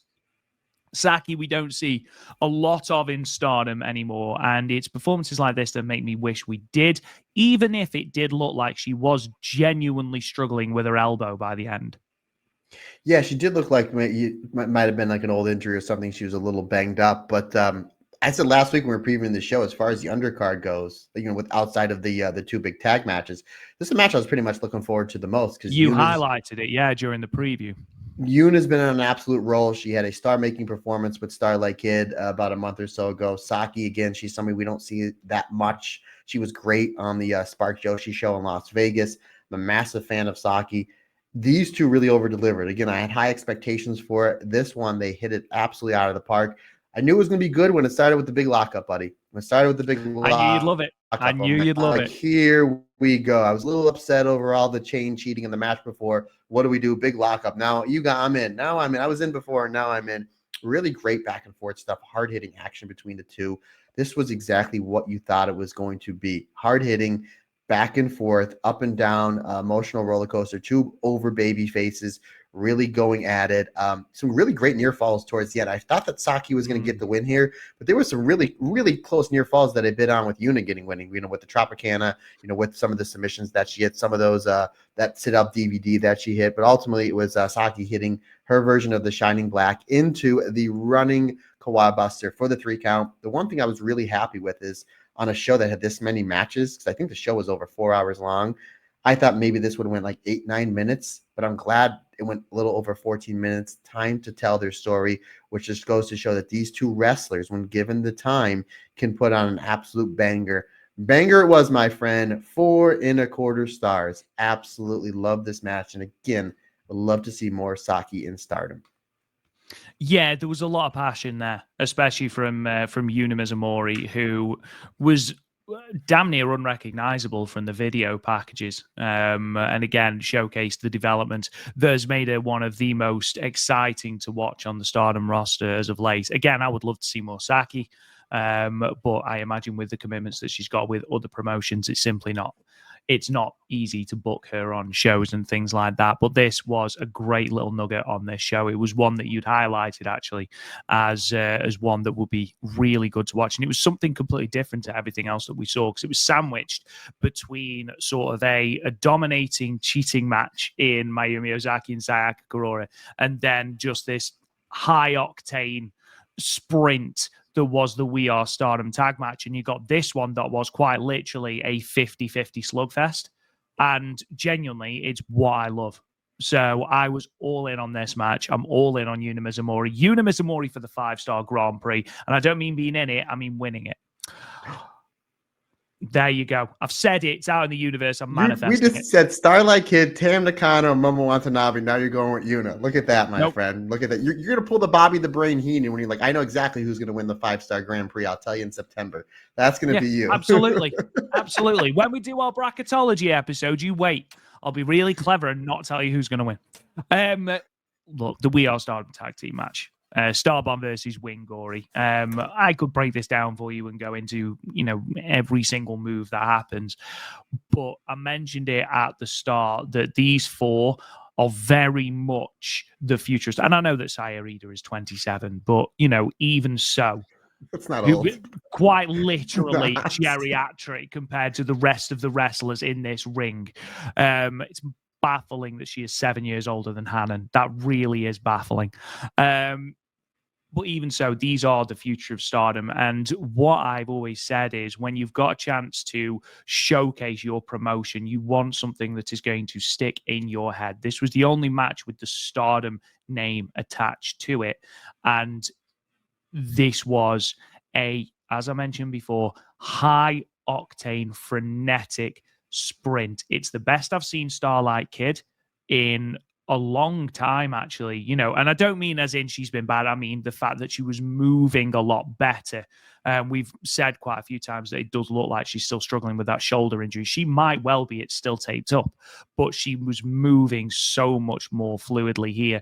We saw a great exchange between her and Hanan. Maybe that's a white belt picture we're moving into. And we saw an equally great exchange between Azumi and Saory. Maybe that's a New Japan Strong picture that we are moving into. And overall, I thought this was great. I thought Stardom did a great job, of isolating Saory to start off with, and then eventually Wingori, who are the more consistent team, eventually managed to overcome that because of their superior tag team chemistry. Again, we don't see Starbomb tag very often, and it is something of an attraction when they do. Starlight Kid did showcase the fact that they don't often tag together by completely messing up the entrance. But again, she was very apologetic and made up for it in what was a great match, Matt. Yeah, I thought that was hilarious. They're doing their really cool entrance, and then they right towards the end where they're doing the rolls. I think maybe Azumi went a little bit too fast, or Starlight Kid was just a little bit too off, and the two of them sold it. Like the two of them were really laughing at each other. And again, if anybody's going to know how to dodge a really fast Azumi shoulder tackle, it would be one Starlight Kid, because she's probably seen 1,000 of them coming her way, not only in matches that they've had over the years, but probably in the training center as well. So that was really fun, because that could have gotten really bad because of how fast Azumi was going, and she almost hit her, but then kind of pulled back, and the two of them kind of laughed. It kind of added to like just how awesome they are. Yeah. As far as this tag match goes, I'm just going to throw it out that this is my second favorite tag match I've seen all year. The only tag match that I like in all of wrestling, the only tag match that I think was better so far this year was Wingori versus Crazy Star back at the Path of Thunder, dun, dun, dun, and Rock and Roll. Probably about 4 or 5 minutes in this match. I'm sitting here thinking, because again, you're right, we don't get to see Starbomb tag up that much, and especially against arguably the greatest tag team in all of wrestling right now. I mean, you can put Wingori up there, I would say, with Soripoi and FWC, and probably FTR as well, as the greatest tag teams right now in all of wrestling. So this is like their biggest test. So I'm watching like 3 or 4 minutes of this match, and I was like, man, I remember Jim Cornette on his podcast or some interview saying that back in the 80s, the Rock and Roll Express, the Midnight Express, and Arn and Tully would get heat from a lot of the old-time wrestlers because they were so far ahead of their time. Fast forward 10 years later, the Rockers, so far ahead of their time. The Young Bucks, so far ahead of their time. These two tag teams are so far ahead of their time, especially Azumi and Starlight Kid, using the high-speed background that they've had, but putting it together in tag matches. Again, we've seen them, my opinion, the two greatest high-speed championship matches of all time, 2022 and 2023, Azumi versus Starlight Kid. Now we're seeing them use that, but not across the ring from each other, but now in tag matches, especially in this match, because Hanan and Saida, they know how to prepare for it. They can keep up with the high-speed style. And again, 3-4 minutes in this match, I'm like, this is going to be a match of the year contender. I can tell already. I knew about 3 minutes after this match was announced who was going to win. I mean, this has to go to time limit draw, because you're not beating Wingori, you're not beating Azumi, and you're not beating Starlight Kid. You can, but it's like, it's probably not going to happen here. And I had no problem with it. I kind of had an idea where the finish was going to go. But this was just great tag wrestling back and forth. Ultimately, how Wingori eventually get the advantage is all their great teamwork onto Starlight Kid and Azumi. But again, Starlight Kid and Azumi, you're right, it's an attraction. Very much like, and again, I also reminded of, like, if Aphrodite stayed as a tag team, if Utami and Sai Kamatani stayed as a tag team for a year or two, they would be one of the greatest tag teams in the history of pro wrestling. But obviously, there was more money as Utami as champion, Red Belt champion, Kamatani as Wonder Stardom champion. If something were to happen where Starlight Kid, say, drops the belt in 3-4 months and they want to go with the long reign of Starbomb, there's no tag team that's going to touch them. Like, with all due respect to Soripoi, FTR, the Young Bucks, the Killer Bees, let's throw that in there, Wingori, they're just phenomenal. Considering they've only had a handful of actual straight-up tag matches and they're this good, they're on a completely another level. Saida was great here. Her stuff with Azumi was excellent stuff. We've seen Azumi use the Canadian Destroyer quite a bit over the last few years. This was probably the best, with the exception of the top rope destroyer that she did to Momo Watanabe on night 1 of last year's 5-star Grand Prix. This was probably the best Canadian destroyer, and a lot of credit gets to Saida, because she's the one that has to squat up and then, or squat down and then squat up to take it on her head. I mean, she properly flew in the air for Azumi on that Canadian destroyer. We've seen Wingori evolving so much over these last few years. Theirs was a great spot with Wingori, and they should really use this as their tag finish because they teased it a few times where Hanan gets up. I was Starlight Kid, gets Starlight Kid up and holds her and that backdrop suplex hold, and then you have Saida come off the top rope with that like Road Warrior animal shoulder tackle and hitting her on the way down. That was the cleanest that they've ever hit it. It was the safest they've ever hit it because it can go wrong when you're basically being held almost upside down, and then you have Saida coming off that rope a million miles an hour with those with all that muscle. It can go horribly wrong, but they hit it really, really safe. Still looked really crazy. Ultimately, though, this was just tag team excellence at its best. Rob Goodwin, this was 5 stars for me. Again, one of the best tag matches I've seen all year. This was absolutely terrific. Not only is this a match that they got the people talking because how great it was, they teased 3 matches at the end. A rematch for the Goddess of Stardom Tag Team Championship. Then they had everybody held up their respective belts. Obviously, again, Wingori, Hanan, and Saida are the Goddess of Stardom Tag Team Champions. Azumi is the New Japan Strong Champion, and Starlight Kid is the Wonder of Stardom Champion. And this was something so smart that I don't think anybody noticed that Starlight Kid did, but I'm going to point it out now. You had everybody holding up the belts in each other's face. However, it was all in the middle of the ring. So if you're watching it, you're like, okay, we know this is can build towards something. Starlight Kid backed away from the middle of the ring, and if you're watching on YouTube, you can see what I'm doing. She goes like this to Hanan. She backs away, so this way, if you're looking at it, you can see in one frame Azumi and Saida with the belts up in each other's face, and Starlight Kid and Hanan with the white belt up in the face. Because if they were just in the middle of the ring, you could only see one. You're not going to be able to see both of it. So it's just like they were kind of almost like at a 45-degree angle. And again, I watched this match back a handful of hours after it happened, and I noticed it. Like Starlight Kid noticed, like, I can't be in the same shot of Azumi and Saida holding the belts up because it's going to take away from it. It's going to block it. So she literally backed up and twice waved her hand over to Hanan to get over towards her to put the belt up. So now the photographers have, because if you take the one picture, you're not going to see it. So now the photographers have Azumi, Saida, Starlight Kid, Hanan. You built up a rematch somewhere down the line. Hopefully it happens for the Goddess of Stardom Tag Team Championship. You built up a potential New Japan Strong Championship match with Azumi and Saida, and a potential Wonder of Stardom Championship match with Starlight Kid and Hanan. You did all that, plus you put in one of the greatest tag matches this year that I've seen, all in 15 minutes. This was fantastic stuff. You left wanting more, which we may get 3 matches out of this, which is absolute genius wrapped in a phenomenal match. Again, 5 stars for me, and I'm super excited to see these 4 run it back either in tag or, again, Rob, we mentioned it last week. Who do we think are the number 1 contenders or the next challengers for the Goddess of Stardom Tag Team Champions? Saida, Hanan, Momo Kogo, Azumi, Starlight Kid, and Miyu Amasaki. So you potentially may get 3 matches out of this. Goddess, New Japan Strong, White, and Artist. 4. So I'm all for it, buddy, because this was great. It's fine. Don't worry. I know that as a pro wrestler, you can only count to 3. Moving on. Looking at the lights. There you go. That's what it is. That's what it is. Moving on to the semi-main event. And we witnessed a murder. Let's not beat around the bush. We witnessed a murder. Saory versus Aya Sakura. And again, similar. This is exactly what I wanted the Mayumi Ozaki and Sayaka Kurora match to be. Utter one-sided dominance from Sade, with the exception of a really smooth transition into the modified triangle choke that Aya Sakura did. But it felt very early on that Aya Sakura was not quite on Sade's level. And that was the story of the match. Sade was trying to elicit more from Aya Sakura. Let's see what you can do. And the more Aya Sakura fought, the harder Sade put her down, to the point where at one point she literally kicked Aya Sakura's hair out of a ponytail. It was honestly really quite upsetting.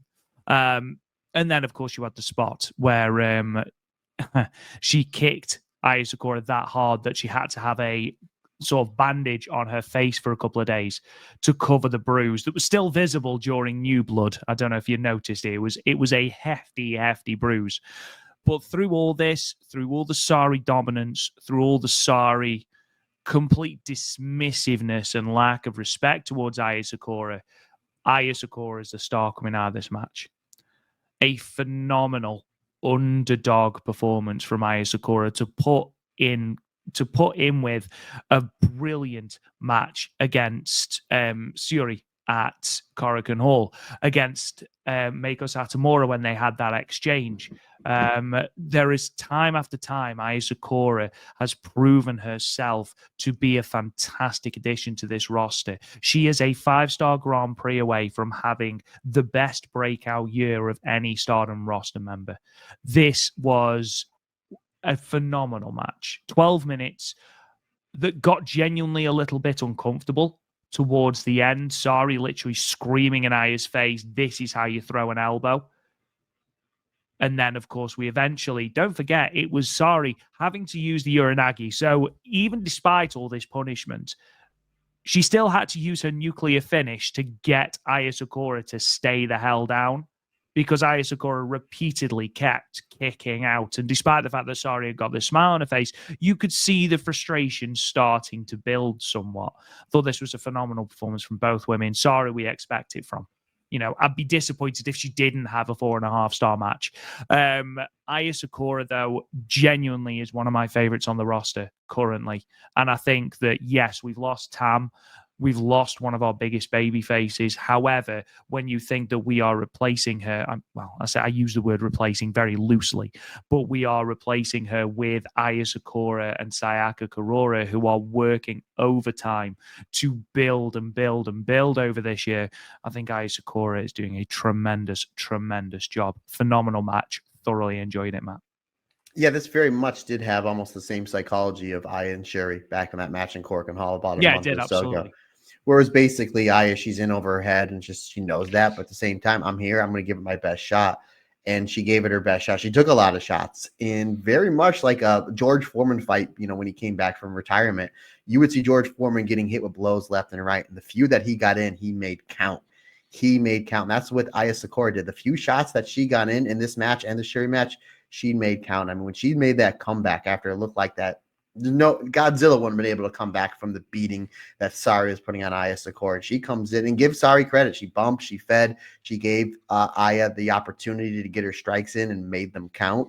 There were some kicks that Aya was throwing. You can just hear the ringing, thudding all through Oda Ward Gym. And it was like, wow, she's really, really bringing it. And you're right. Saory was doing everything she can to try to put Aya down, but she wouldn't put Aya down. Then you see Aya just starting mounting up a comeback. Again, the forearms, the kicks. She runs off the ropes, and Saory's just like, not today, kid. And probably just grabs her as she's like making this last win comeback, properly dumps her on her head for the 3 count. My only little nitpick with this, buddy, is I wish the match would have went longer. The fact that it went 12.5 minutes and I still wanted more is a credit to how great Aya Sakura is only a year and a half into her career.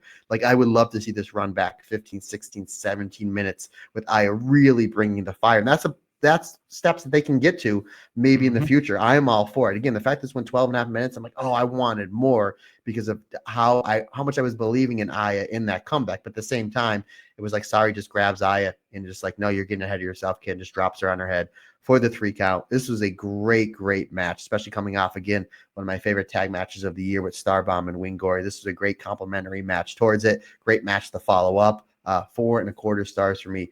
This was terrific. Obviously, we're building Saory up in Stardom here for this big match she's having with Sherry. And again, possibly, fingers crossed, for her run in the 5-star Grand Prix. But we're also making Aya Sakura an underneath babyface that when she makes that comeback, you better watch out. You better watch out because she really brings it, especially with those kicks. You better watch out. You better not cry. You better watch out. I'm telling you why. Sade Claus is kicking you in the face.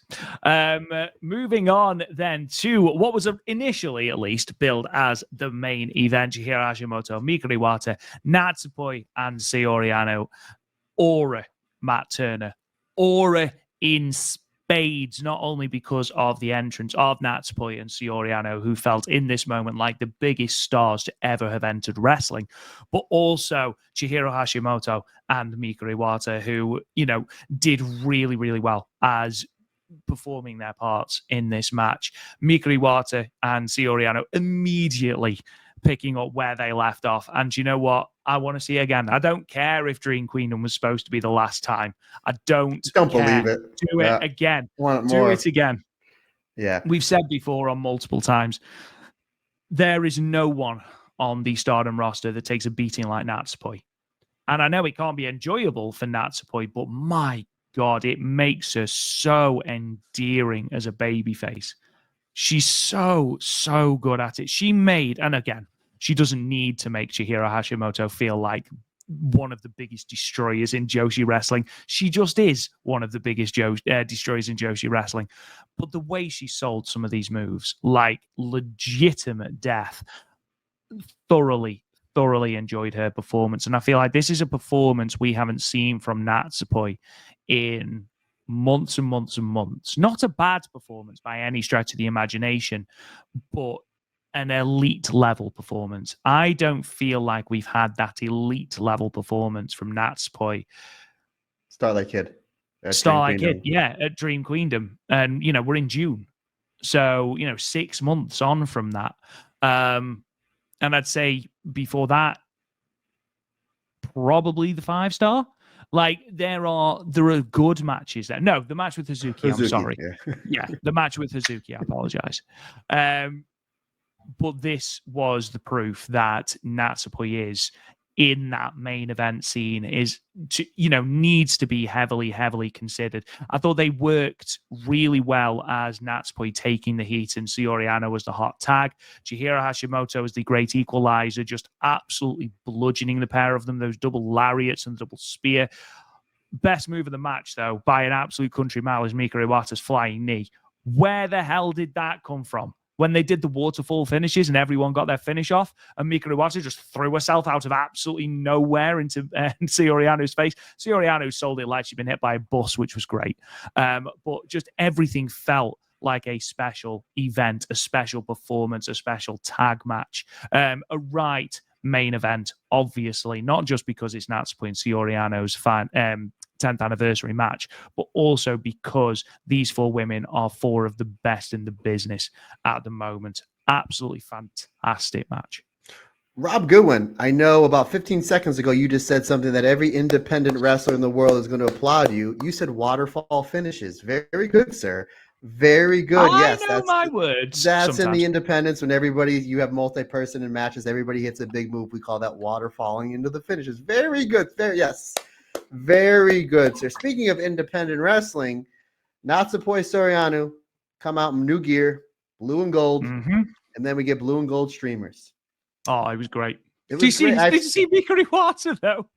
I've seen the kicking all the streamers out in annoyance. Yeah, I did see that, but I've seen blue and gold gear and blue and gold streamers somewhere before. So, you got to give Natsupoi a lot of credit because she was twirling her baton thing and getting the streamers. It was in very them good. Yeah. That was awesome. I thought the gear looked really good. As soon as those really great 4K pictures showed up on social media, whoever I get, either the photographers from Stardom or the great fans that we do see put them on social media, sent those pictures over to one artist that is my daughter, one Lily, and I said, "Hey kiddo, I know you're looking for things to draw.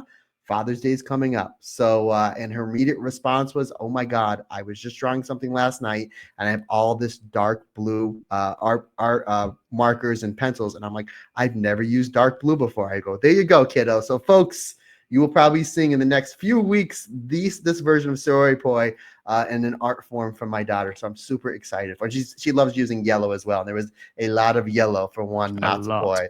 A lot of yellow. But again, I thought the streamers was a really cool touch. And again, I liked how you're right, how Mika Iwata were kicking them out. She was kicking them out. But at the same time, the Natsupoi's twirling it like how an old school Italian would twirl his pasta on said fork. I thought that was great. So you have that in there. And then this is already a 4.5-star match, and the bell didn't even ring. And then the bell rings, Iwata, Saory Anou, big lockup. Let's go. So, and you're right. We even said it when they talked about it in Dream Queendom, and even when we did our live review at Dream Queendom, that this was the last match of Saory Anou and Mika Iwata. And I'm like, no, it's not. They're going to do tag matches. They're going to have a singles match. They're going to do. They had a match 6 weeks ago at All Star Grand Queendom with the Mako Satomura. So then we get it here again I have no problem with it. I'm all for it. I don't care. They've got great chemistry. I'll take it once a month for the next 10 months. Like, it's just great stuff. Then you throw in Natsupoi and Chihiro Hashimoto. Yes, please. I liked how they basically run the circuit. Like, Soriano and Mikawata know each other so well in the beginning. They run their circuit where no one can get the advantage. Then Natsupoi gets in. She has the advantage for about 2.4 seconds and then gets railed over by Chihiro Hashimoto. Repeatedly. There's a great spot where it's like, okay, here comes Natsupoi and the big, hey, that's what everybody's here for. The by poi. Everybody loves Natsupoi. She comes in, she's running a quick circuit on Chihiro Hashimoto, and then she goes to throw a high cross body, and Hashimoto just stands there. And she properly bounces off her. And it was a great camera angle because it just happened to be in the one corner. And then she just gets battered.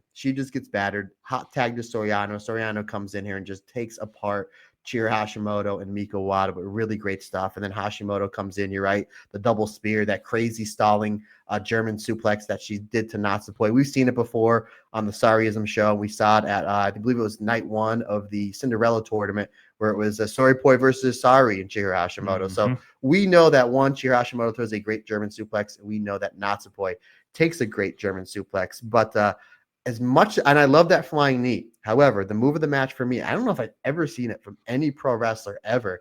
Mika Wada hit a pump buzzsaw kick, and I was like, I don't know if I've ever seen that before. It looked like she was going for the pump knee or the pump boot, but she did the pump into the buzzsaw kick, and I was like, oh, I thought that was awesome.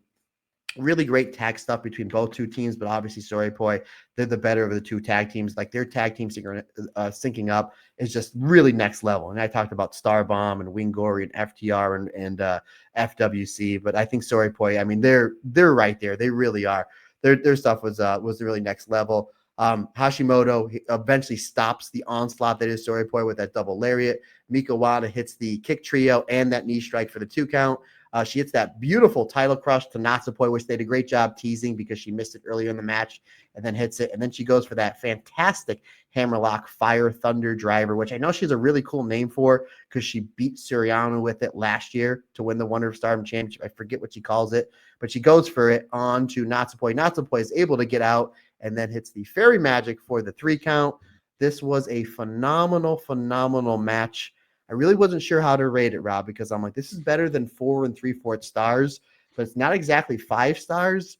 But if you add in all the streamers and you add in a little bonus match that we got, I'm going to rate this not as a match, but very much as a giant segment from curtain to curtain. I'm going to give the whole thing 5 stars. So I had 2 5-star matches on the show. For an actual match, I like Wingori and Starbomb a little bit better, but this is, when everybody talks about this show, this is going to be the first thing that comes up. 1, because Saory drew 2,800 people, the press they did for the show, the great match they did, new gear, their star power has always been second to none. They were on a different level. The theme, how it went back from Soriano's to Natsupoi's to Soriano's, Natsupoi's. I was going to ask about that. How did you rate the mashup? Yeah, okay.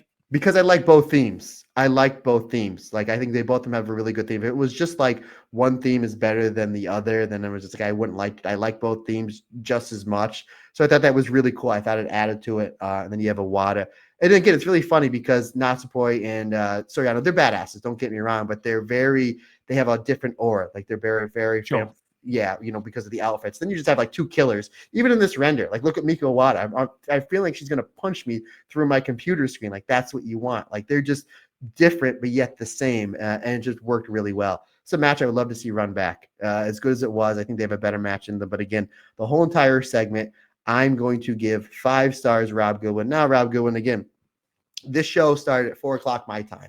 So Saturday's my only day off from my main job or my side job. So I was like, all right, like, I usually get to the gym 7:30, 8:00, 8:15, give or take. So I'm like, yeah, this will be a 3-hour show. No, we're like 4 hours into this. So as soon as the 3 count happens, I'm going to go and take my pre-workout. Now, Rob Goodwin, have you ever taken pre-workout before? Yeah, it's basically like cocaine. Right. Now I'm 43. I stopped doing pre-workout every single day once I hit 40. I always take. I thought you were going to say that I'm 43. I stopped doing cocaine. I've never done that. I've told you that before. You know, you don't believe me. So I only take pre-workout once a week on my Saturdays because that's my longer day. So usually it's like branched chain amino acids, usually some nitric oxide boosts. I'm really big into Shilajit and CMOS. A whole nother story for another day. So I take my pre-workout and I come back upstairs into this room. And all of a sudden, we're like, yeah, we're going to have an exhibition match right now. I'm like, oh, great. This is terrific. I sit down, and about 3 minutes into this exhibition match, the pre-workout hits me. And I start sweating. My face starts turning red, and my face starts tingling. I'm like, oh, boy. And I didn't know it was a 5-minute exhibition match because I walked in as soon as it started. I'm like, oh, I hope they wrap this up. And then they were counting down. I'm like, oh, it's only 5 minutes. I'm like, oh, okay, good. I'm like, all right, now I can go because it was already hitting me. And then Amber woke up and she's just like, why are you sweating? And I was like, I took my pre-workout. I need to get to the gym. She's like, you need to take that on the way. I'm like, no, it's got to kick in before I get there. So I was ramped up, buddy. I was really ramped up and made it for really. And then Aces running around trying to knock everything over. Yeah, it was like Funny Farm in my house. Yeah, the entire last portion of this show was phenomenal. Everything from the flowers being presented at the end by Taro Okada and the representative from TJPW to just the departure with them both signing off, saying they want to face each other for the next time, this next chapter in the Tokyo Dome, because of course, why not dream big? You've just drawn 2,800 people to the Otawood City Gym and nobody anticipated that number, so why the hell not? Incredible stuff. A fantastic show. One of the most enjoyable curtain to curtain shows that I've watched. And again, I can't stress to you how good the structure was to go from, to have this sort of chronology of Natsu and Saory career. I thought it was so well constructed, really good narrative throughout, and really, really, really well produced. Excellent produce show. Matt Turner, we're now very quickly going to move from as he tries to hide this, but it's not letting him for some reason. I'm clicking things and nothing's happening. That's not a good sign. New Blood. There's story on there not support. No, it just says Stardom New Blood 2022, but you still have Sarapoi versus Hashimoto and Mika Wada up there. We can leave it up to the rest of the show. It's a great match. Wonderful. It means that my computer is going to stop working very, very shortly. So let's see how much we can get done before. There we go. We are getting there. Oh, for God's sake! Right. Anyway, go ahead. Do you know what? I'm just going to go into it. Ladies and gentlemen, on Wednesday, the 4th of June, we had the latest installment of the New Blood series, which took place from Tokyo Square in Itabashi. The attendance for this show. Now, this is a really interesting one because the announced attendance was 153. Now, that is quite a small number, as I'm sure anyone listening to this will be aware of. However, it was announced to be a sellout by Stardom before the show started. So before the show started, I believe it was the night before, Stardom put out a tweet and said, we have sold all tickets for this. Now, the last time Stardom ran a show at Tokyo Square was New Blood 18, and they drew 201 people. So whether they had just distributed less tickets or the way the ring was configured or the venue was configured, I don't know. However, what I do know is that it's a 23.88% decrease the last time they ran a show, which was New Blood 18, as I mentioned. It's also the lowest drawing show in the New Blood chronology, being a 13.41 decrease on the previous lowest attendance, which was New Blood 19, to 178, by the way, New Blood 19 on March of 2025. It's also a thumping 42.54% decrease on the previous New Blood show, which was 268 people for New Blood 21. And just to add to that, 153 also marks the lowest attendance of the year for Stardom as a whole, and is the lowest for the company since 2023. So what I'm trying to say there is not a great number despite the sellout, Matt.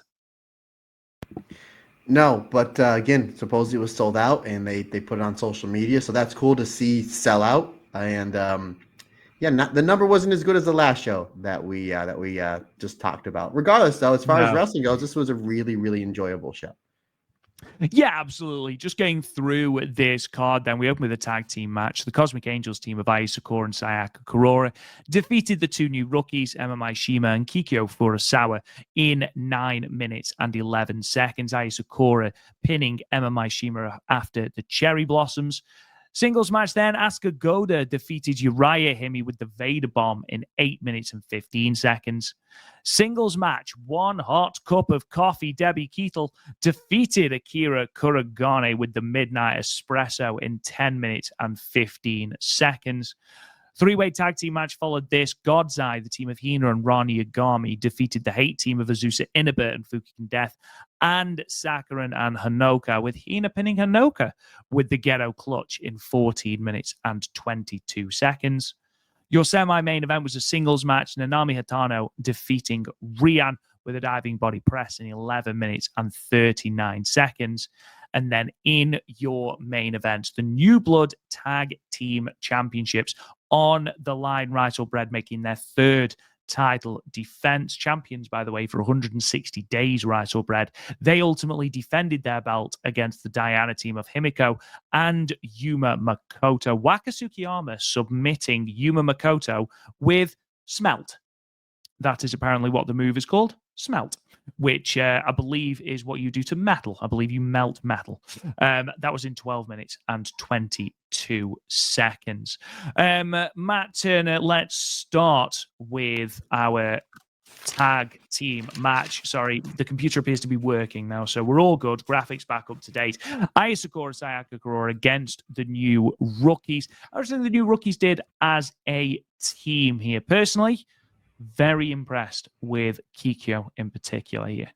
Yeah, very good. I thought they were great. And again, Aya and Sayaka, they're terrific as a team as well. This was probably the match I was actually looking forward to the most on this card because how much I love the team of Aya and Sayaka and how much I've been impressed by Kikyo and Emma and only the handful of matches that they've had. And considering, again, they're teaming with each other, they literally have the same amount of experience together, not a whole heck of a lot.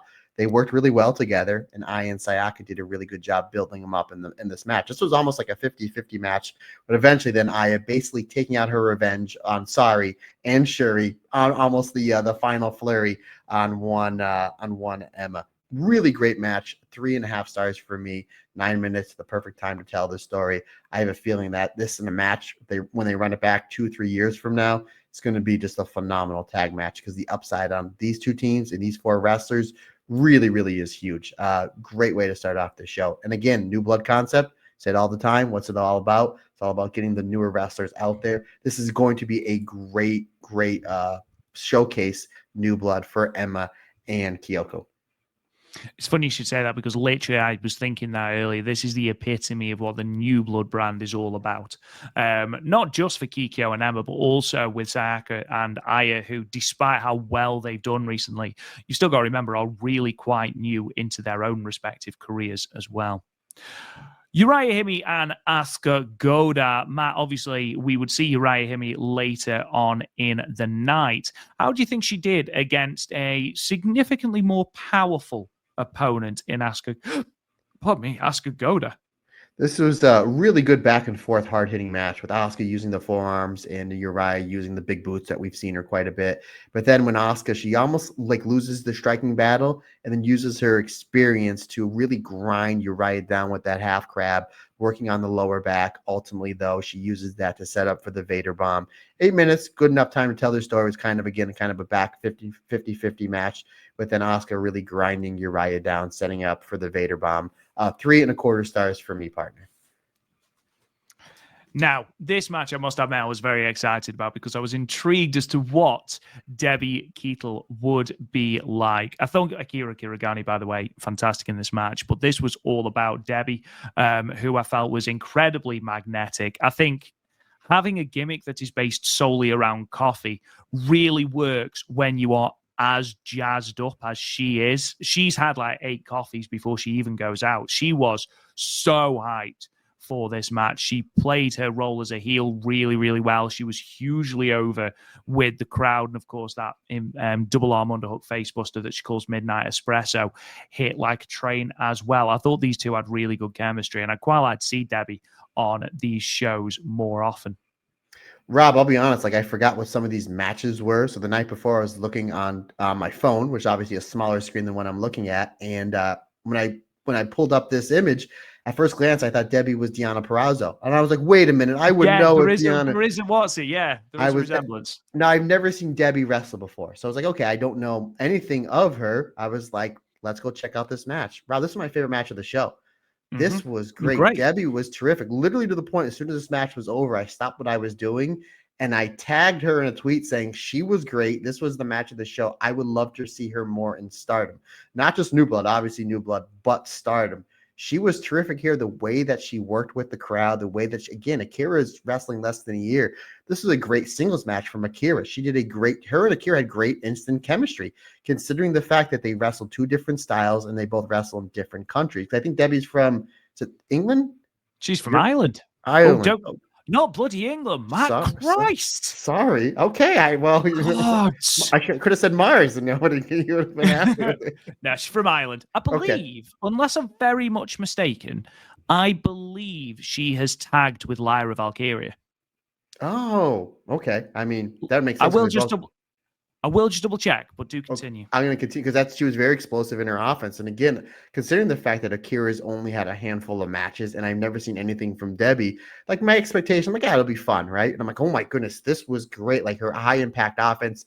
You're right. That coffee gimmick does make sense because she comes in like she's had 19 espressos. She was jazzed up. Akira did a great job fending off the fury that was Debbie in this match. I mean, again, Akira was terrific. She's grown so much in just such a little time and is literally perfect for Mila Vida Loca.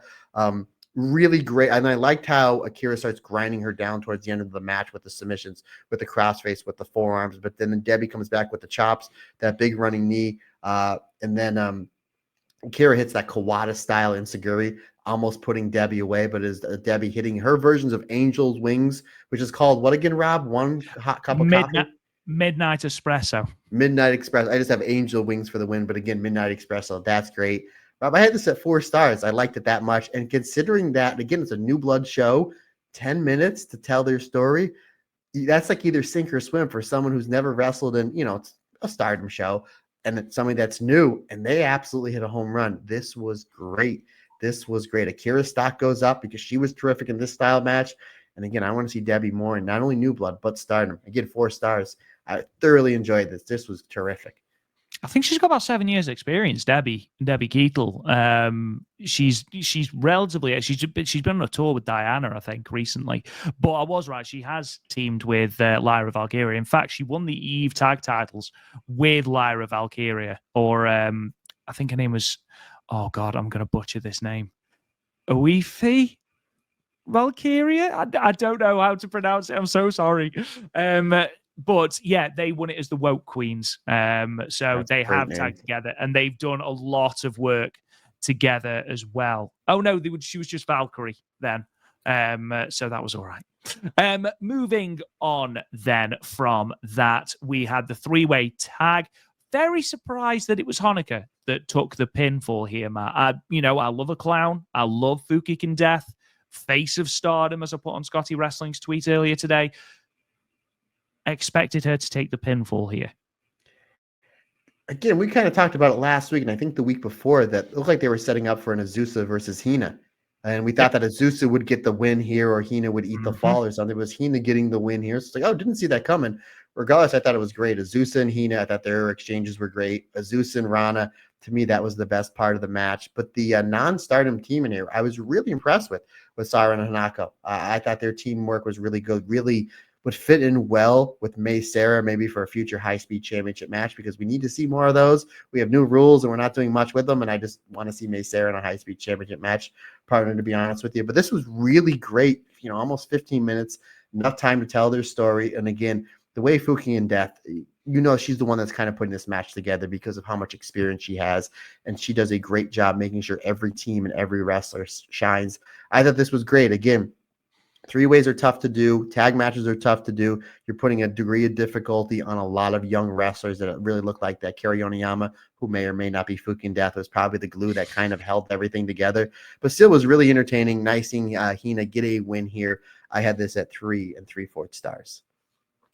Yeah, it's an interesting one, isn't it? Like, I think we do desperately need challenges for that high-speed division. And if I'm picking someone, Hanukkah will be the perfect person for that division. But obviously maybe not. And also we found out that Rani Yagami, the most hated person in Tokyo Square after stopping Fukigen Death doing her shtick. The crowd were not happy with Not the at Beat all. Striker. No. Rian against Nanami Hitano, and again, in a losing effort, Rian, but it looks, Matt Turner, like an avenue might be opening up for Rian. Again, one of the main things I love about these new blood shows is, no disrespect to Rian, but where else is she going to get a 12-minute match on a main Stardom show in a singles match? You know what I mean? Like, you're not going to see that because you're going to get over to the Micas and the Sorianos and the Sai Kamatanis and the Momo, so on and so forth. And this was a great opportunity for her to shine, and she did, and showed it in Nanami. They had really great chemistry. I would love to see these two run it back, because this was a great, nice 50-50 match. Rian showing a lot of fire. I love it when she does that corner her Karana, and then her opponent feeds up properly for the drop kick. I thought that was great.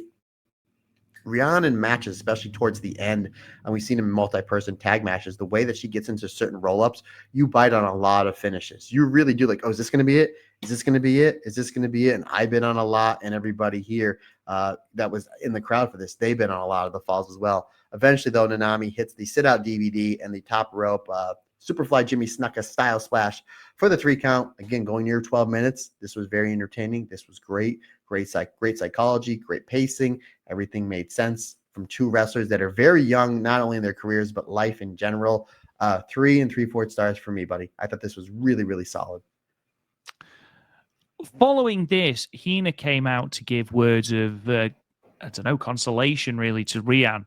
It looked like she was being offered a straight-out Future of Stardom championship match.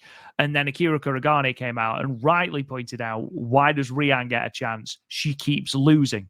So this is obviously, as I mentioned earlier on the show, this has spawned the number 1 contendership match between Rian and Akira at the upcoming Corrigan Hall show. We did talk about Future of Stardom champion challenges, Matt, on the previous show. And obviously this is building towards, hopefully, a Future of Stardom championship match on the New Blood card. Does Rian pick up that first singles victory against Akira Kuragane, or do you think that the slump continues and the story has got more legs? First of all, what a heel Hina is. It's just like, yeah, you never won a match. I'm going to give you a championship match. Easy dub for Hina. Like, come on. You know, we saw it work for Natsu Katora, Matt. Yeah, but that's Tam Nakano. Tam Nakano's won multiple matches. She's won literally tens of matches. Yeah, how dare you, sir? How dare you? I think regardless of who comes out, and I don't know which way they're going to go, but I know whoever wins that match is going to lose to Hina, and it's going to be a great match. Yeah. But I don't see Hina losing the belt to Rian or Akira Kuragane, at least not just yet. But regardless, I thought this was it was a really good way to set something up for Corrigan Hall. And again, a singles match between two young wrestlers. You're probably going to give somewhere around 10 minutes. It's going to be a great showcase for both wrestlers. And again, Rian, the last time we saw her in Corrigan Hall, her and Waka versus Saory got over like crazy. So my guess is, because of how over Rian got in this match, in that match last time against Saory, is that she's going to get the win in said match coming up on Sunday. But I'm going to put literally $1 on it. So not much. I think you're a brave man putting as much as $1 on it. Moving on then, we get to our main event. And of course, it was the New Blood tag team titles. Rice or Bread coming out the victors, Matt. But the focus, and this again is the whole premise of the New Blood shows, put onto Yuma Makoto, the 17-year-old who has never had a title match before, whether that is in Diana or wider afield. And you have got two women, even though they're both at the start of their careers, Himiko at 53 and Yuma Makoto at 17, both. That was a really nice synergy to that team, and sort of showcased that no matter how young you are, you've still got a career in pro wrestling. Ultimately, they would come out on the losing side. But how do you think they did? And did a little bit of Yuma Makoto's inexperience lead to the loss? It's really weird that you had your main event match on this show for a championship go 12 minutes. That was, to me, that was really weird. I think they could have benefited if they would have stretched it out to 14 or 15. Regardless, I thought Yuma was great. We've seen Himiko before on these New Blood shows. She's terrific, a wealth of experience. Definitely going to help out backstage and in the matches, helping the younger talent. It could be the little things like steps ring positioning, timing, psychology, crowd psychology. It's always great when you have a seasoned veteran like that helping out to get the, as Terry Funk would say, get the future of the business ready for the next step. And I think that's what she would do. I thought Yuma was great here. Obviously, we've seen Hanako and Wanako, and or Rice or Bread, whatever you want to call them. They're really great. And again, that's what I love about these New Blood shows is you're putting more of a spotlight on them. And I thought they were terrific. Hanako looked dominant here, as well as she should. She's just coming off challenging Starlight Kid in that fantastic Wonder of Stardom championship match. So you want to make sure she looks as badass as possible. Speaking of badass, Waka getting busted open hard way, like in the mouth, like one side of her mouth, like covered in blood as she's like selling submissions. I thought really actually helped out Waka there, really got the crowd behind her. Ultimately, though, we saw Waka now putting in an old school style submission. It was like a modified surfboard that I really haven't seen in quite some time that she called the smelt. Is that what you call it, buddy? Smelt, indeed. Which smelt is actually an Italian fish. It's when you fry fish around the holidays. You have things called schmelts, which really don't eat them anymore. I think my grandfather's 94. I think he's the last of that generation to eat said things. But regardless, buddy, 3 3/4 stars, solid match. Always seeing nice Waka and Hanako picking up a win here. But again, I thought Yuma was great, and again, she's perfect for this concept of New Blood shows.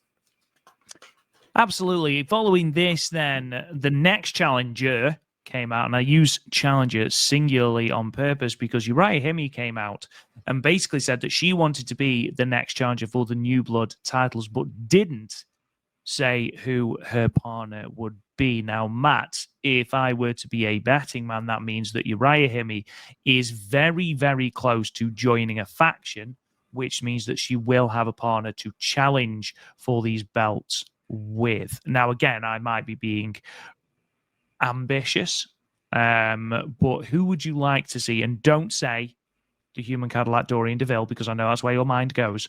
Who would you like to see Uriah Hime challenge these belts with? Momo Kogo.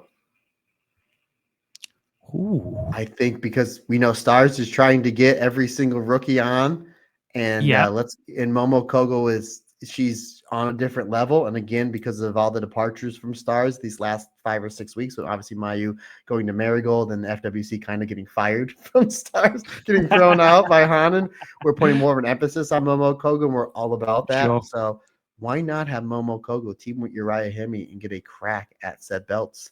I'm not saying they're going to win. I'm not going to say they're going to lose. I think that'd be a really good shout. Put her on some of these New Blood shows. I think would be really, really terrific. Because again, you're going to put more of a spotlight. Because Momo Kogo gets lost in the shuffle of the Hanan and the Saida. And that's no disrespect to her. It's just how great Wingori is. I think I talked enough on the show about how great Wingori are as a tag team. Sure. So you put her on a New Blood concept. You put more of a spotlight on her. So that would be my guess. I was going to say the Human Cadillac Dorian DeVille, but you said no, you cannot take that option. So I went with obviously the next possible solution, because when I think Human Cadillac Dorian DeVille, I think of the peach that is Momo Kogo, the sweetheart that is Momo Kogo. Yeah, absolutely. Because again, the Human Cadillac Dorian DeVille often is called the peach of the wrestling world. Cadillacs. Of Cadillacs.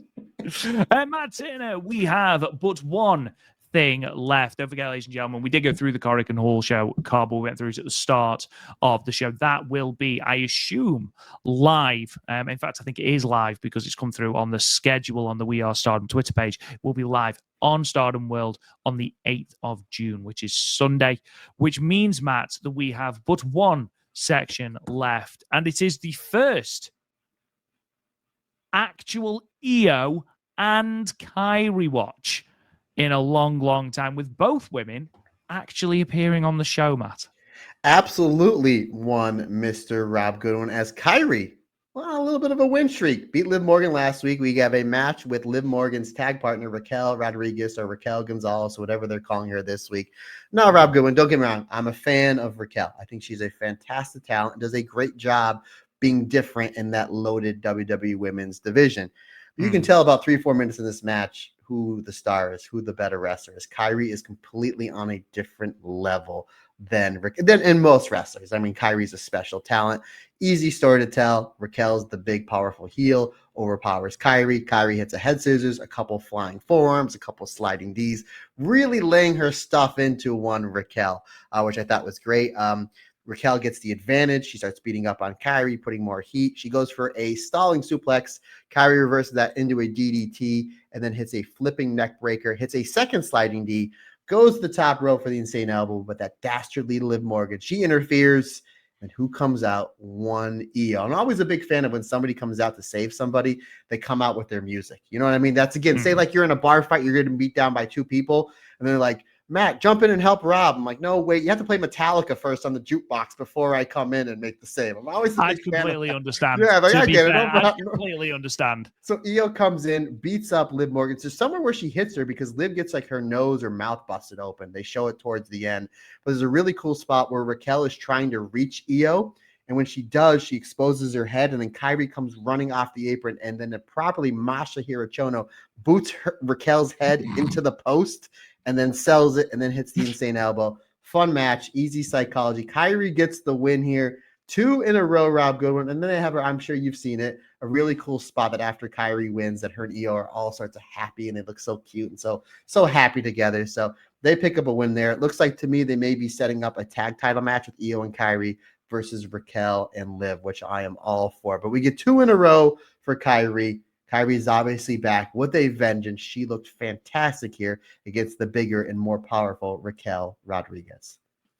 Yeah, it certainly looked that way. And it certainly looks like we might be getting a title challenge from the Sky Pirates, the return of the Sky Pirates. Matt Turner, that does bring us to the end of this episode of the Stardom Cast. We'll be back next week to talk that Korakuen Hall show, and it will only be the Korakuen Hall show as Stardom continue their little bit of a lull period at the start of June, but we'll be back next week nevertheless. Thank you to everyone for listening. We truly appreciate it. Don't forget to come say hi if you are going to that Pro Wrestling Eve show in London. Looking forward to speaking to some of you there. In the meantime, if you haven't already, consider subscribing. Maybe leave us a 5-star review and a comment on the podcast. It really does help us get some more exposure out there as well. Don't forget, patreon.com/the Stardomcast if you like all of your episodes early and ad-free for as little as $1 solitary a month. You can find us at talkjoshi.com, where all of the news, reviews, statistics, and all of those kind of things to do with Stardom and Marigold are there for your consumption. Just a reminder, talkjoshi.com. You can find us on social media at the Stardom Cast, apart from on Instagram, Threads, and Blue Sky, where we are at Talk Joshi. You can find me on Twitter at Real Rob Goodwin. Mr. Turner, sound us off, good sir. Folks, real quick, I just want to say thank you to everybody that said kind words about our fantastic interview with the great Mara Sade. That, of course, yes. Yeah, we're getting a lot of really cool press and cool coverage, and thank you for that. Keep an eye on social medias, because we have another interview that is, we're just trying to schedule it. I was hoping that we would have been able to lock down the date and time before we hit the record button so we could promote it here, but stay on par with our social medias, because we will announce said interview hopefully soon. Speaking of social media, Matt Turner OF on the Instagram and the Twitter is the best way. Matt Turner, OF on the Instagram and the Twitter is the easiest and fastest and best way to get a hold of me. But if you want to shoot me an email, that's perfectly fine. The email address simply is thestardomcast22@gmail.com. Folks, that's going to wrap it up for a Saory Poi edition of the Stardom Cast. We greatly appreciate your support. Can't do without you. It's like I always say, just not my podcast. It's our podcast, because when all else together, everybody's different. Everybody's special.